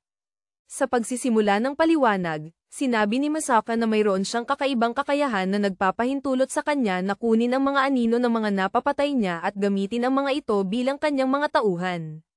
Nagtataka, tinanong ni Arisa kung bakit niya itinago iyon sa simula pa lang. Hindi sumagot, sinabi ng bata na bilang epekto, nakakausap niya ang mga nilalang, at doon niya nalaman na siya ay pinili bilang isang leader. Kaya, nang tanggapin niya ang alok, tinuruan siyang mabuti at natuklasan na ang mahika ng pinakabuod na iyon ay makapagbubukas ng pintuan kung saan lilito ang mga halimaw na hindi nakikita, na magpapasimula ng unang sakuna, na tinatawag na tagapanguna ng itim na anino. Siya ang magiging pinuno nito, kaya lahat doon ay kailangang sumunod sa kanya at maging anino rin. Sa hindi paniniwala, tinanong ng dalawa pang mga maestro kung iyon ba ang layunin ng pag-atake na iyon mula sa simula pa lamang. Kinukumpirma, sinabi ni Ren na kailangan niyang tipunin ang mga may tamang kakayahan at, kahit na ang plano niya ay maghintay pa ng 1 linggo, nagbago ang lahat dahil kay Arisa, na may kakaibang kakayahan na lubhang magpapalaki sa kanyang kapangyarihan, mas mainam kaysa sa pagkuha ng maraming tao. Nagtanong ang babae kung kailan pa iyon pinaplano ng binata, at sinabi niya na noon pa man, tapos tinanong niya kung hindi ba siya nagtaka na ang kanyang ina ay may stage 4 na magical exhaustion syndrome at nasa isang malaking ospital. Ibinunyag ni Masaka na nagbigay lamang siya ng suporta dahil mayroon siyang ibang motibo. Sabi ng dalaga na hindi iyon makatwiran dahil noong nirecruit siya, wala siyang talento. Gayunpaman, sinabi ng leader na ang kanyang kakayahan ay nagtutulot sa kanya na makita ang likas na kakayahan ng mga potensyal na tauhan. Kaya naman alam niya noon pa man na madyay gising siya at sabik siyang naghintay sa tamang sandali, at binuo pa niya ang Eclipse Guild, upang tipunin ang mga karapat-dapat na maging kanyang anino. Itinuro si Mian Aga, sinabi niya na siya ang pinakaangkop na kandidato, kaya siya ang mauuna. Nangunguna, sinabi ni Aito at Takahashi na hindi nila hahayaan iyon mangyari, ngunit ginamit ni Ren ang kanyang kapangyarihan at inutusan silang yumuko habang naghihintay ng kanilang pagkakataon. Nagulat ang dalawa na napakalakas ng binata. Sumisigaw, nagbabala ang pulang buhok na babae na magpapalakas siya, ngunit bigla siyang napaluhod sa lupa at napagtanto na wala na siyang kapangyarihang mahika. Agad niyang napagpasyahan na binalak ng pinuno ang lahat habang papalapit ito at naghahanda siyang atakihin. Ipinikit ang kanyang mga mata, nagtatanong si Arisa kung ito na ba talaga ang kanyang katapusan, habang nagmamakaawa na may tumulong sa kanya. Bigla, may tumamang suntok at, sa gitna ng mga luha, napagtanto ng dalaga na hindi siya nakakaramdam ng sakit, ngunit nang imulat niya ang kanyang mga mata nakita niya na nailigtas siya ni Yuya. Iyon, harapan sa kaaway, sinasabing lulutasin niya ang sitwasyon. Umaasa ang pulang buhok na babae. Nagulat si Ren at nagtanong kung bakit naroon ang binata. Nang tanungin kung kailangan pa ba niya ang sagot na iyon, sinabi niyang gusto niyang magpasalamat, dahil ito ang batang lalaki na nagligtas kay Mian Aga noon. At nagawa niya ang lahat ng iyon. Ngunit tila ba alam na palagi ng binata ang lahat, bukod pa sa pagkakaroon niya ng kakaibang kapangyarihan. Sa pag-alala sa nakaraan, sinasabi ng Proto na ang lalaking iyon ang sanhi ng unang sakuna, na kumitil sa buhay ng maraming nagising.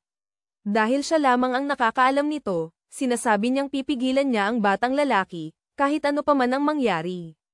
Tumatawa, sinabi ni Masaka na hindi dapat masyadong magmataas si Shirasaki dahil lang nagawa niyang pigilan ang isa sa mga atake niya. Tutal, hindi siya mapipigilan ng isang taong walang kakaibang kakayahan. Hindi man lang kung wala ibang mga nagising na may mas mataas na ranggo. Nang marinig iyon, naaalala ng ating bata ang bago ang pagbabalik. Noong isang araw, nakipaglaban ang leader kay Komachi, na hindi napigil ang mamatay si Arisa. Nang sumagot, sinaktan ni Ren ang bata. Samantalang iniisip lang ni Yuya kung paano iyon ang unang beses na nakakita siya ng namatay sa harap niya at napagdesisyonang umalis sa guild na iyon. Kaya, pagkaraan ng ilang linggo, nangyari ang unang sakuna at halos 30% ng mga nagising sa Japan ang pinatay. Hanggang sa may isang nagising na nasa ranggo B ang pumatay kay Masaka, na nagpabago sa kanya at napagtanto niyang wala na pala siyang magagawa mula pa noon. Nagsimula ito ng matinding pagsisisi na sumunod sa kanya magpakailanman. Ngunit, ngayon, may pagkakataon siyang pigilan ng unang sakuna na mangyari. Kaya naman, hindi niya ibinunyag ang kanyang kapangyarihan sa kahit kanino at nag-focus sa pagpapalakas. Kahit natatakot na baka kay abangan lang ito, Sinasabi ng Proton na lalaban siya hanggang sa huli. Sinasabing wala siyang oras na dapat sayangin, nagdesisyon ang leader ng Eclipse Guild na ilabas ang kanyang huling baraha. Kaya tinawag niya ang isang Grey Fang para siguraduhin agad na matanggal ang binata. Nang makita ni Arisa ang Minotaur at ang higanteng lobo na sumusugod kay Yuya, nag-alala siya. Pero, gamit ang abilidad ng Flame Wing sa kanyang espada, pinabagsak agad ng ating bida ang dalawang anino. Lubos na nagulat si Masaka. Pati na rin ang lahat ng nanunood. Nang tanungin kung paano siya nagkaroon ng ganoong kalakas, sinabi ng Proton na nagkamali ang kanyang kaaway. Dahil tinawag siya nitong walang halaga, hindi alam na kaharap niya ang kanyang pinakamatinding kalaban. Tinanong ng pinuno ng Eclipse Guild kung bakit iyon ang iniisip ng binata. Ngunit, sinabi lang ng ating bida na mauunawaan niya kapag tapos na ang laban. Tumatawa. Nagpa siya ang batang may pulang mata na tumigil sa pagtatanong at alamin na lang kung ano. Kung ano ang itinatago ng binata matapos siyang patayin at gawing anino. Nakita ang kalaban na papalapit sa kanya, napagpasyahan ni Yuya na ang natatanging kakayahan nito ay may kaugnayan sa espada. At, nakaya lang niyang kontrolin ang mga anino ng mga taong pinapatay niya. Kaya naman buhay pa ang iba pang mga nagising. Sa pagtanggap ng unang suntok, nagawa ng aming batang lalaki na harangan gamit ang espada. Nagpas siyang sumugod agad para hindi bigyan ng oras ang kalaban na makabawi. Ipinakita ni Masaka na mabilis din siya, kaya nagsimula silang magpalitan ng atake. Dahil nahadlangan ng anino, hindi makapaniwala si Daichi na kaya palang ipagtanggol ng binata ang kanyang sarili laban sa pinuno ng guild. Umaatres ng kaunti, iniisip ng Proton na gaya ng inaasahan, magiging mahirap ang laban.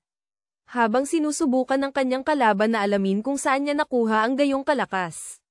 Determinado na tiyakin na hindi mababawi ni Arisa ang kanyang kapangyarihang mahika, nagpas siyang baguhin ni Ren ang kanyang taktika. Nakakakita ng mas maraming anino na lumilitaw, nagtanong si Sir Isaki kung talagang iniisip ng bata na gag-ana iyon. Sabi ng isa, ang mga anino ay distraction lamang. Ngunit, pagkatapos halos matanggap ang isang malubhang atake, natuklasan niya na kayang gawin ng binata ang dalawang bagay ng sabay.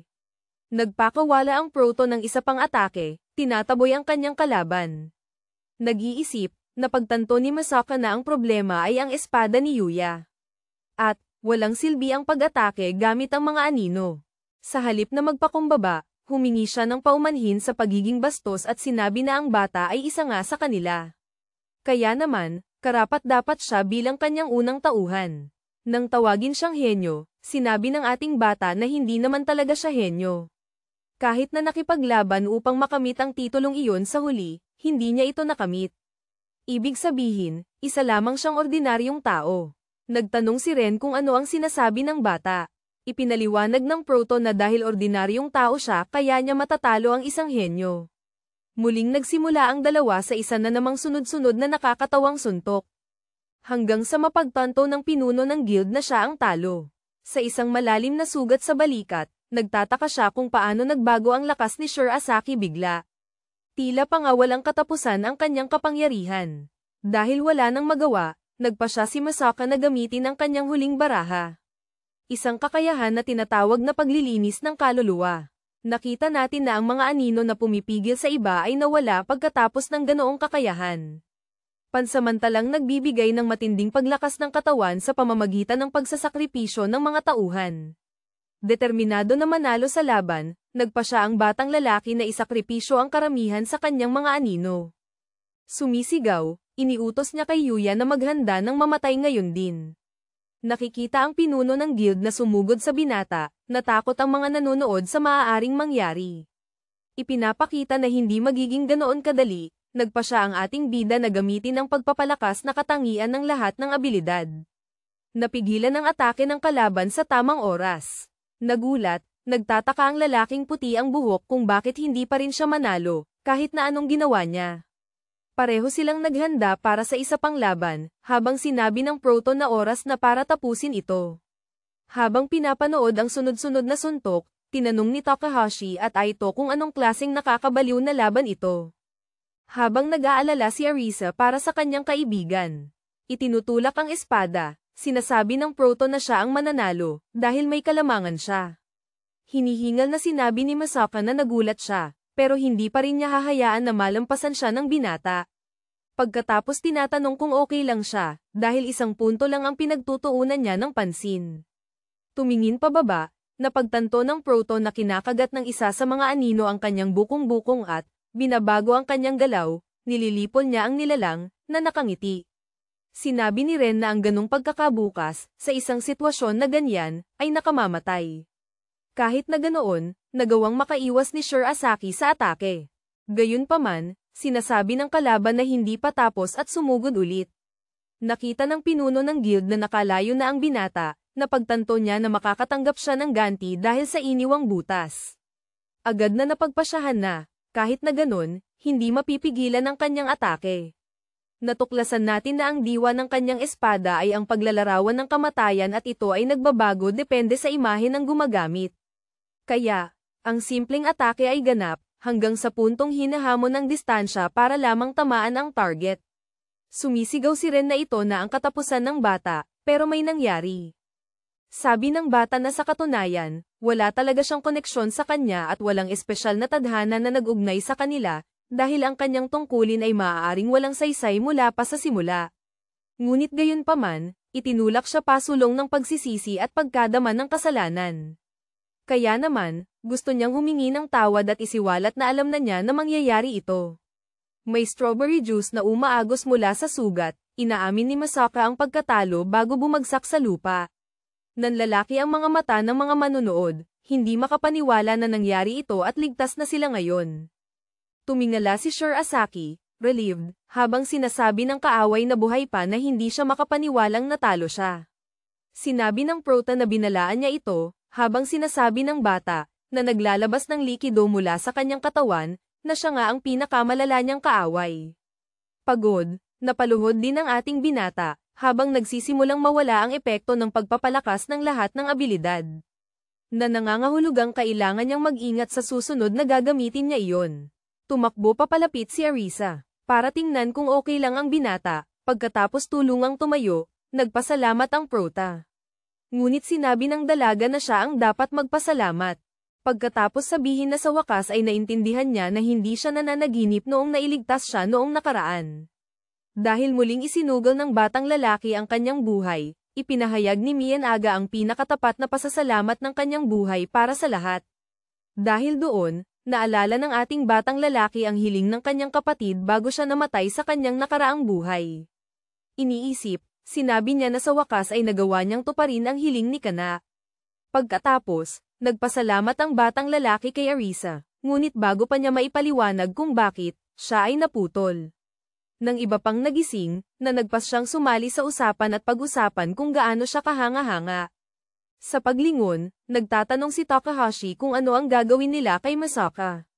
Sabi ng ating binata na ang tama ay ipasa ang bata sa espesyal na dibisyon ng asosasyon. Dahil ang mga nagtatangkang manakit sa iba ay dapat harapin ang ganti. Kahit alam niyang may mga taong magagalit dahil hindi binitay si Ren. Napagpasyahan ni Yuya na maaaring magamit ang kanyang kakayahan sa paglutas ng mga misteryo ng piitan sa hinaharap.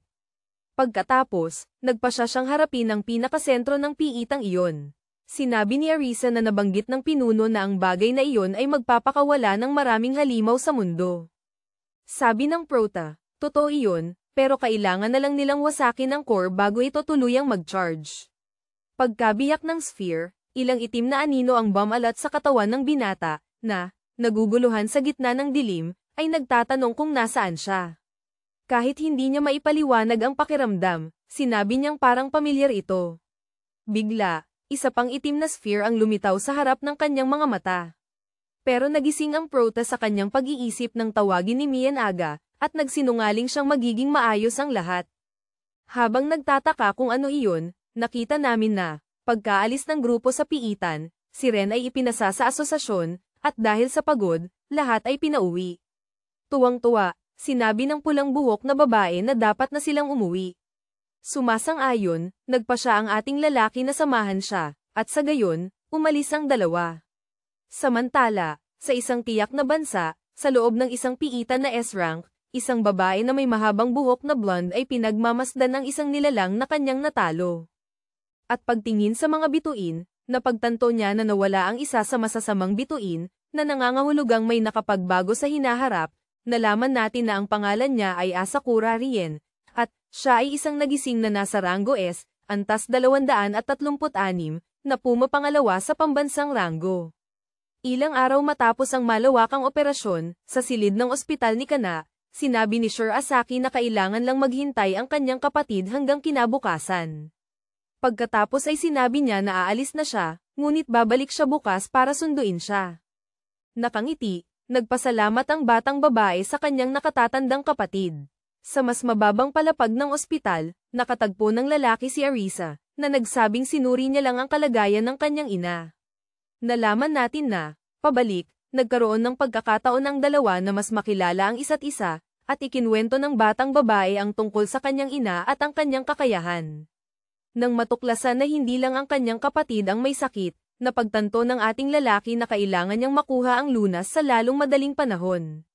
Pagkagising mula sa kanyang pag-iisip, sinabi niya sa dalaga na oras na para pumunta sa asosasyon. Habang nakatanaw sa bintana, iniisip ni Kana kung sino ang babae sa tabi ng kanyang kapatid, pero biglang lumitaw ang isang nurse at sinabi sa kanya na magpahinga.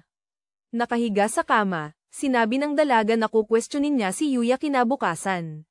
Napalingon siya nang marinig ang balita tungkol sa kaso ng paglusob sa piitan na kinasasangkutan ni Masaka, at nalaman na ang nagising na nakatulong sa paglutas ng insidente ay pumalit sa pwesto ng bata sa pambansang ranggo. Dinala tayo sa punong tanggapan ng asosasyon, kung saan humihingi ng paumanhin si Suzuki, mula sa Departamento ng Pangkalahatang Gawain, dahil sa pagtawag sa dalawa sa huling minuto. Sabi ni Arisa at Sir Asaki, ayos lang. Pagkatapos, sinagot nila ang ilang tanong tungkol sa nangyari noong araw na iyon. Nanahimik si Ren mula nang magkamalay, iniisip na baka hindi na siya makakuha ng karagdagang impormasyon agad. Dahil sa pagkausisa, nagtanong ang babaeng pula ang buhok kung ano ang gustong pag-usapan ng lalaki ng sarilinan. Diretso sa punto, binanggit ni Suzuki na nabuwag na ang Eclipse Guild at inalis na si Masaka sa pambansang ranggo.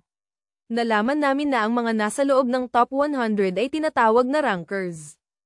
Naguguluhan, nagtanong ang Proto kung ano ang kinalaman niya doon, at sinabi ng lalaki na ang posisyon 86. Ngayon ay mapupuno ng binata. Ang impormasyon ay nagulat sa dalawa. Nakangiti, sinabi ni Arisa na kahanga-hanga iyon. Nang tanungin kung tama ba iyon, kinumpirma ng lalaking nakasalamin at sinabi na, bukod sa napatunayan na ang kanyang mga kakayahan. Inirekomenda siya ng mga maestro ng Warrior Pride at Great Mages Guilds. Iniisip, sinabi ng ating bata na ito ang unang pagkakataon na siya ay opisyal na kinilala sa ganoong paraan. Ipinagpatuloy ni Suzuki na maraming guilds ang nagpadala ng imbitasyon kay Miyanaga. Mabilis na napagtanto ni Yuya na talagang pambihira ang kakaibang kakayahan ng dalaga. Nagtanong ang babae kung maaari ba siyang mag-isip muna, na ikinagulat niya. Sa pagtatapos ng pagpupulong, pareho silang umalis sa silid na magaan ang loob at masaya. Nakangiti, binati ni Arisa ang kanyang kaibigan sa pagiging isang ranker. Nagpasalamat ang Proto sa kanya at sinabi na, sa totoo lang, swerte lang siya. Hindi sumang-ayon ang dalaga at sinabi na mayroon siyang gustong itanong. Biglang umagaw ng pansin sa dalawa ang sigaw ng isang tao. Sa resepsyon, inuutusan ng lalaki na dalhin sa kanya ang taong di umano'y tinalo si Masaka. Nang marinig na binanggit ang kanyang pangalan, lumingon si Sir Asaki at humarap kay Gakuto Shimura, ika-87 pwesto sa pambansang ranggo. Tinanong ng lalaki kung ang binata nga ba ang taong hinahanap niya, at nang makumpirma, sinabi niya na ninakaw nito ang pwesto niya nang agawin nito ang posisyon ni Masaka. Habang nagpaplano siyang labanan ang bata, galit na galit, sinasabi rin ng mas nakatataas na siguradong gumamit ng ilang paraan ang Proto para makamit ang ganoong tagumpay, at kaya hahamunin niya ito sa isang pagsubok para sa ika-86 na ranggo. Napagtanto ng ating bata na komplikado ang sitwasyon, ngunit hindi siya obligadong tanggapin iyon. Gayunpaman, alam na mas maraming tao ang magdududa sa kanyang kakayahan sa hinaharap, makabubuti na samantalahin ang pagkakataon na ipakita ang kanyang lakas. Lumalapit, sinabi niyang tinatanggap niya ang hamon. Pagkalipas ng 10 minuto, sa training field sa loob ng headquarters ng asosasyon. Naaalala ni Yuya na hindi pa rin 100% ang kanyang kapangyarihan, dahil hindi pa siya nakikipaglaban sa mga halimaw. Nakangiting sinabi ni Gakuto na buti naman at tumakbo ang bata, habang iniisip na nakuha lang niya ang posisyong iyon dahil nakipaglaban siya sa grupo, ayon sa mga sabi-sabi, at tungkulin ng isang mas nakatatanda na itama ang pagkakamali ng isang baguhan. Sa mga manunood, kumbinsido ang lahat na mapapanalo si Shimura. Sinabi ng tagapagbalita na ang kondisyon para sa panalo ay pagkawala ng kakayahan o pagsuko, dahil bawal pumatay. Nang magsimula ang laban, sumugod ang lalaking may palakol at sinabing ilalantad niya kung sino talaga ang proto. Gamit ang kanyang espada, napigilan ni Shirasaki ang atake. Sumigaw ang kalaban, inuutusan siyang tumigil sa pag-iisip na matatalo niya siya sa antas ng kanyang kakayahan. Sabi ng mga nanunood, gaya ng inaasahan sa batang maikli ang buhok, todo depensa ang kalaban. Nag-aalala si Arisa at sinabing parang may mali, dahil noong laban nila kay Masaka, mas malakas ang kanyang kaibigan.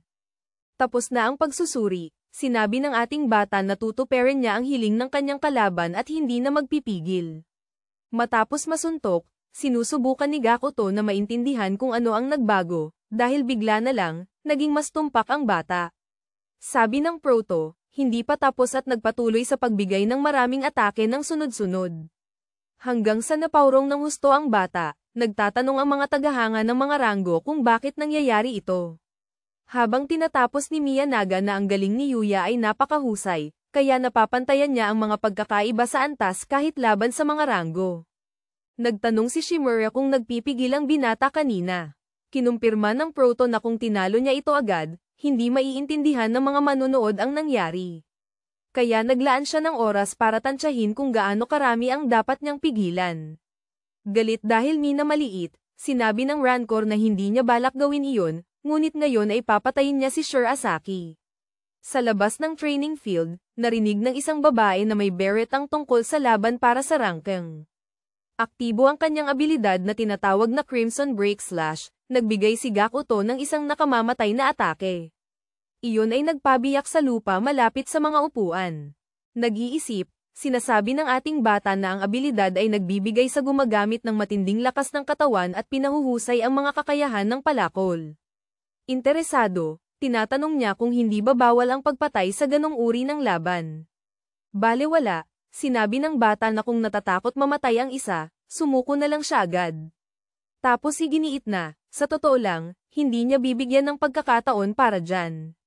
Habang nagtatanggol sa mga atake, sinasabi ng proto na hindi mahalaga kung gaano kalakas ang kalaban niya. Kung magkamali siya, mawawalan ng saysay ang lahat. Sinusuri ang sitwasyon, napagtanto ng Rancor na kailangan niyang sirain ang espada ng binata para maging imposible ang pagtatanggol. Kaya, dinagdagan niya ang lakas ng kanyang kakayahan, na naglalayong tamaan ang sandata. Nakita natin na hindi nabali ang espada, ngunit sa lakas ng pagtama, nawala ni Shirasaki ang kanyang espada. At dahil wala siyang armas, nagpasya siyang gamitin ang kanyang mga kamao para paliparin ang kalaban. Gulat ang lahat nang makita si Shimura na tinamaan. Nang makita ng kalaban na kinukuha ng binata ang kanyang espada, napagtanto niyang mayroon siyang kakayahan sa pag-iimbak. Kinukumpirma, sabi sa proto na doon nagtatapos ang laban, kaya dapat pumili ang may galit kung susuko o mamamatay. Nag-aalala, sinusubukan ng bata na magdesisyon kung ano ang gagawin, tapos iginigiit na hindi ito patas. Dahil doon, ang paggawa niyan laban sa mga halimaw ay nagre-resulta sa kamatayan, kaya dapat nilang ulitin ang duelo. Nagkokomento ang mga manunood na ito ang pinakagagong dahilan na narinig nila. Alam na ang paggamit ng sandata ay maaaring makasakit ng malubha sa kanyang kalaban, iminumungkahi ni Yuya na maglaban sila ng walang armas. Pakiramdam ay panalo na, pumapayag si Shimura at sinasabi na pagsisisihan ng bata ang desisyon na iyon. Sinasabi na napakabagal ng bata, bigla siyang itinumba ng halimaw sa lupa sa isang galaw lang. Tapos nagtanong kung iyon lang ang kaya niya.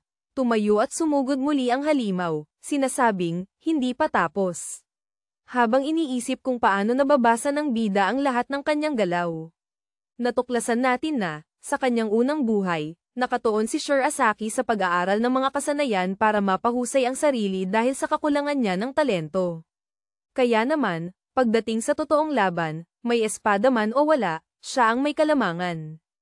Habang pinapanood ang laban, Nagulat ang misteryosang babae kanina sa ginawa ng ating bida. Desidido na panatilihin ang kanyang dangal bilang isang rancor, nagpasya si Gakuto na ibigay ang lahat at, hindi alintana ang mga patakaran, kinuha niya ang kanyang palakol para sana saktan ng husto. Muling tinawag ng Proto ang kanyang espada. Matagumpay niyang hinarang ang palakol, bago kunin ang balaraw na mantis at sinugatan ang kanyang kalaban sa leeg. Agad na bumagsak sa lupa ang bata, na nagsasabing imposibleng matalo siya. Itinago ni Yuya ang kutsilyo at tumingin sa karamihan, na walang tigil na pumalakpak sa kanya. Idineklara ng anonsyador ang binata bilang panalo at si Arisa ang unang tumakbo para salubungin siya. Nakatanggap ng maraming papuri, sinabi ng Proto na si Shimura ay walang gaanong karanasan sa ganoong uri ng laban. Dahil sanay lang siyang lumaban sa mga halimaw, bigla, may lumapit na dalawa, kaya nagulat ang lahat. Ito si Tennoji Taiga, na nasa ika-82 pwesto sa pambansang ranggo, at si Asakura Ryan. Agad na naalala ng ating binata noong tinanong ng dalaga kung bakit siya nagpupursigi ng labis, kahit kapalit pa nito ang lahat. Sa kasalukuyang sandali, nagpakilala ang dalaga at sinabi niyang may gusto siyang pag-usapan sa batang lalaki. Pumunta ang kwarteto sa mas pribadong lugar at sinubukan ni Arisa na mag-focus para hindi mataranta, dahil inimbitahan din siya sa pagpupulong. Nagpakilala muli si Asakura, ngunit sinabi ni Yuya at Miyanaga na kilala na nila siya. Sa pag-iisip, sinabi ng bida na ang dalaga ang tumalo kay Masaka sa nakaraan niyang buhay, na itinuturing na pinakamalakas na nagising sa bansa. Ngunit natuklasan niya agad na, sa mundong ito, hawak ng dalaga ang pangalawang pwesto sa ranggo. Humihingi ng paumanhin ang tagapagranggo dahil binaygo niya ang binata sa impormasyong iyon. Naguguluhan, nagtataka ang ating bata kung ano ang nangyayari. Ngunit, ginambala ang kanyang pagpapantasya. Ang blondeng dalaga ay dumiretso sa punto at sinabi niyang gusto niya siyang pasalamatan, dahil dapat siya ang humarap kay Ren. Nagtanong si Arisa kung alam ni Ryan na nagpaplano ang bata, kinukumpirma na handa ang dalaga na ibunyag ang isang bagay, kahit tutol pa si Tennoji. Pagkatapos ng isang pitik ng kanyang mga daliri, isang mapa ng mga bituin ang lumitaw sa harap ng lahat. Sa pagpapaliwanag, sinabi ng may ranggo na ang kanyang kakayahan ay nagpapahintulot sa kanya na makita ang mga sakuna sa hinaharap. Ngunit, dahil hindi ito perpektong sistema, hindi laging posible na tukuyin ang eksaktong oras o laki. Kaya naman gusto niyang pasalamatan ang batang lalaki sa pagpigil sa pinakamasama na mangyari sa kanyang lugar. Sabi ng lalaking kulay tsokolate at pula ang buhok na hindi kailangang yumuko ng kanyang kaalyado, pero hindi siya sumasang-ayon at sinabing kinakailangan ito. Hiniling ni Sir Asaki sa dalaga na itaas ang kanyang ulo at sinabi na ginawa lamang niya ang dapat niyang gawin. Gayunpaman, sinabi ni Asakura na gusto niyang mag-alok ng kapalit. Diretsuhan, sinabi ng bida na iniisip niyang bumuo ng isang samahan at gusto niyang malaman kung ang Starry Sky Grove ay maaaring maging tagapagtaguyod. Ibinunyag na, para makabuo ng isang organisasyon, kailangan, bukod pa sa personal na mga nagawa, ang rekomendasyon ng isang samahang mayroon na. Kaya walang mas mahusay na pagpipilian kaysa sa grupo kung saan ang dalaga ang pinuno. Sinasabing nagtitiwala siya sa binata, pumapayag ang ranggo na maging bahagi nito, kahit na iniisip niyang kunin siya para sa kanyang samahan. Ngunit ngayon, kailangan niyang tipunin ang mga kinakailangang miyembro at ipaalam sa kanya. Naiirita, sinabi ni Taiga na hindi pa rin niya nakikilala ang binata, dahil masyado itong mayabang at napayuko si Ryan. Nang makita niyang umalis ang lalaki, tinanong ni Arisa kung ano iyon. Pero sinabi ng ating bida na hindi niya kailangang mag-alala tungkol sa kahit ano. Paglabas ng gusali, tinanong ng dalaga kung totoo ba na gusto niyang bumuo ng isang guild, kinumpirma niya ito. Dahil ang mga sakunang darating ay hindi magiging simple at kailangan ng mga talentadong kakampi upang labanan ang mga ito. Nabaling mula sa kanyang iniisip, nagpasya si Yuya na anyayahan si Miyanaga na maging bahagi ng kanyang grupo. Pero bigla, naputol ang usapan ng dalawa dahil kay Noah, na kumaway muna bago lumapit. Humingi ng paumanhin ang babae sa pagkaabala, habang nag-iisip ang protagonista kung paano mapapagan ang sitwasyon. Matapos ipaliwanag ang lahat, ipinakilala niya ang dalaga at bumalik sa normal ang lahat. Sabi ni Hoshikawa, nabalitaan niya ang tungkol sa Eclipse Guild at nagulat nang marinig ang pangalan ng lalaki. Naalala na tinulungan siya noon ng swordswoman at ng kanyang grupo, nagpasalamat si Sir Asaki. Bago bumalik para kausapin si Arisa tungkol sa guild na bubuuin niya. Medyo nagulat sa imbitasyon, sinabi ng dalaga na labis siyang matutuwa na muling makipaglaban sa tabi niya. Kaya naman, pumapayag siyang maging bahagi ng guild nang walang pag-aalinlangan. Tinitigan ni Noah ang dalawa at pilit na iniwawaksi ang mga naiisip na may namamagitan sa kanila. Sa kanya tinanong kung may puwang pa sa grupo ng lalaki, dahil matagal na niyang gustong maging bahagi ng isang guild. Sa pag-iisip sa lahat ng nagawa niya, iniisip ng bida na nagtitiwala siya sa eskrimador at sa kanyang mga kakayahan. Pagkatapos ay malakas niyang sinabi na kaya niyang maging bahagi ng grupo. Sabi ni Miyanaga, sabik na siyang makatrabaho ang babae at agad silang naging magkaibigan. Napagpasyahan ni Sir Asaki na kailangan na lang nila ng isang tao para opisyal na mairehistro ang samahan. Bigla na lang, isang emergency alert ang tumunog sa buong gusali. Dahil may gate break na natukoy sa isang rank B dungeon, kaya ang mga awakened ay dapat maghanda agad para sa aksyon. Ipinahayag na ang gate break ay isang pangyayari kung saan lumalaki ang dami ng mahika sa loob ng isang dungeon dahil sa hindi malamang dahilan. At para malutas ito, kailangang talunin ng boss at basagin ang core bago tuluyang gumuho ang lahat. Muling nagpakita si Asakura, na ikinagulat ng tatlo. Tinanong ni Yuya kung ano ang nangyayari, at sinabi ng dalaga na, bukod pa sa inihayag na gate break, mayroon pang ibang breaks na kinumpirma sa dalawang rank C na dungeon. Iniisip ng ating bida na ito ay walang cap-ares, dahil walang ganito ang nangyari kahit sa nakaraan niyang buhay, na nangangahulugang may nagbago dahil napigilan ang unang sakuna. Sabi ni Ryan, siya na raw ang bahala sa dungeon na rank B at gusto niyang pamunuan ng binata ang isa sa mga dungeon na rank C. Nagpa siya ang proto na alamin na lang ang mga dahilan nito sa susunod, kaya sinabi niyang naiintindihan niya. Sabi ni Taneji, hindi niya matatanggap na hayaan ng dalaga ang isang baguhan na humawak ng misyon na ganoon. Sabi ng ranker na naiintindihan niya, kaya idinagdag niya na sa ganoong sitwasyon, sasama ang binata sa grupo at lalaban sa ilalim ng pamumuno ni Sir Asaki. Tutal, kaya naman niyang harapin ang dungeon ng mag-isa, at magandang pagkakataon ito para makita kung mapagkakatiwalaan nga ang binata. Tinanong sa prototipong sino ang mag-aalaga sa isa pang piitan, at nakita natin na ang responsable ay ang misteryosong babaeng nakasuot ng beret. Matapos iyon, naghanda ang grupo na umalis. Nang makita nilang paalis ang binata, iginiit ni Arisa at Noah na sasama sila. Tinanong ng ating bida kung anong antas na sila, at nang malaman niya na ang babaeng pula ang buhok ay antas 31 at ang batang blonde ay antas 35, napagpasyahan niyang mas mabuting tumanggi, ngunit dahil ang kinakailangang antas upang malampasan ang isang piitan na rango C ay 35, nagpasya siyang hayaan ang dalawa na sumama sa kanya. Maya-maya, dumating ang kwarteto sa kanilang patutunguhan, at nagpasyang si Yuya na unahin ang mga halimaw na nasa labas na. Kasama si Taneji, walang tigil siyang sumugod sa mga kaaway, at nang tanungin siya ni Noah kung kailan siya naging ganito kalakas, pinili niyang huwag pansinin ito at pumasok. Nalaman natin na ang piitan ay tinatawag na Hyorai Sekusu at kilala bilang banal na kuweba ng espiritu ng yelo. Sa loob, tinanong ng ranker na nasa pulang mech kung hindi ba dapat muna silang nagdesisyon kung ano ang gagawin bago pumasok. Sabi sa proto, normal na tama iyon, pero hindi niya kailangan iyon. Dahil sa kakayahan niyang Akashic Records, naguguluhan ang tatlo kung bakit siya nakatigil, hanggang sa makuha ng ibang tao ang atensyon nila. Sila ay mga C-rank na nagising, pinadala ni Asakura. Sabi ni Taneji, ang leader ay si Sir Asaki. Paglingon, sinabi ng ating bida na ipapaliwanag niya ang plano. Kaya malalaman natin na siya, si Taiga, si Noah, at si Miyanaga ang responsable sa pagpigil sa boss, habang ang iba ay kailangang manatili doon at pigilan ang mga demonyo.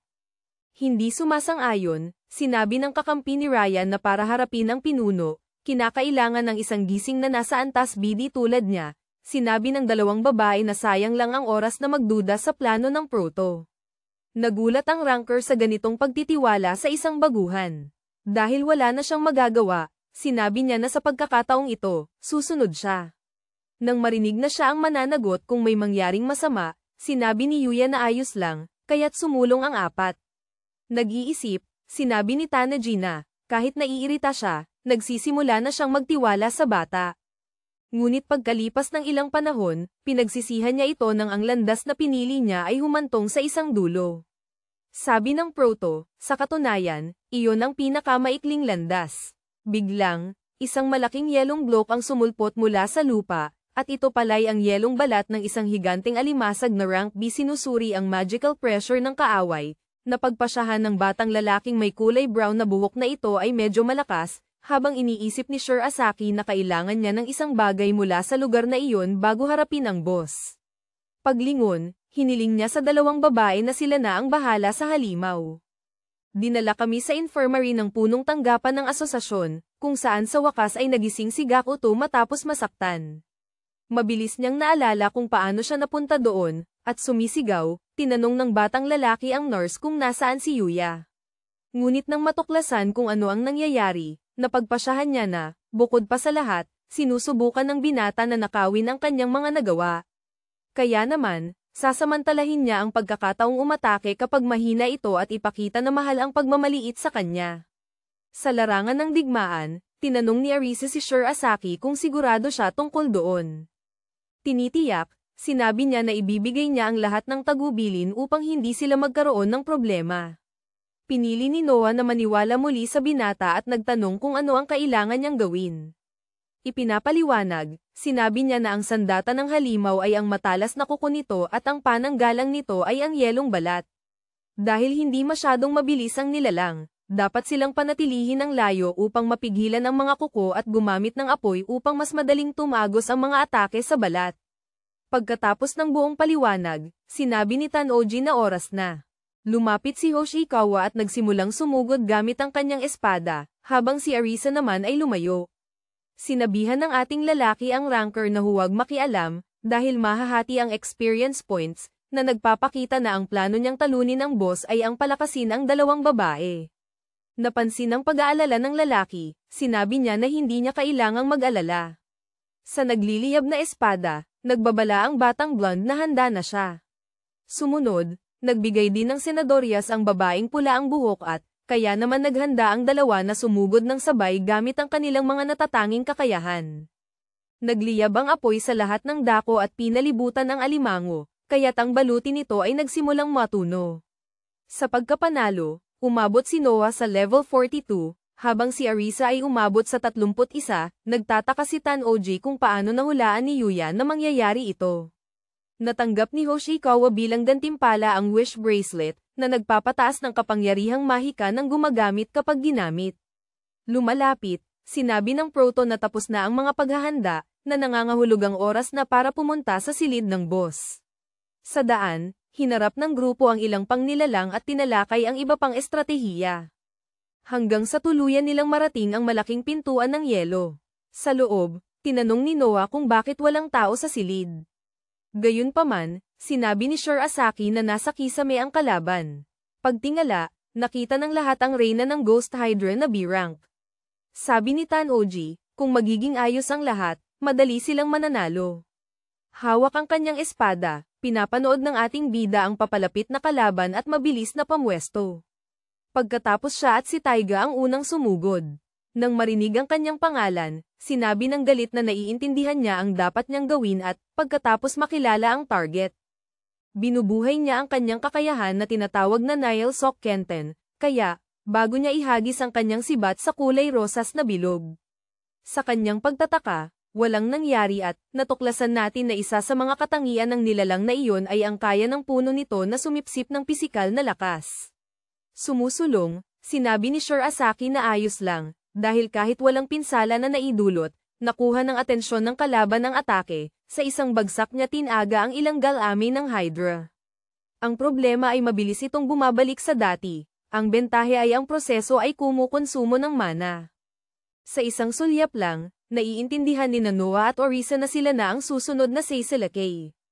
Ang espada ang unang umatake at, gamit ang kanyang galing, nagpakawala siya ng apoy patungo sa kaaway. Nakangiti, sinabi ng bida na mas maganda ang resulta kaysa sa inaasahan, ngayon kailangan na lang nilang pagsamahin ang talento ng bawat isa.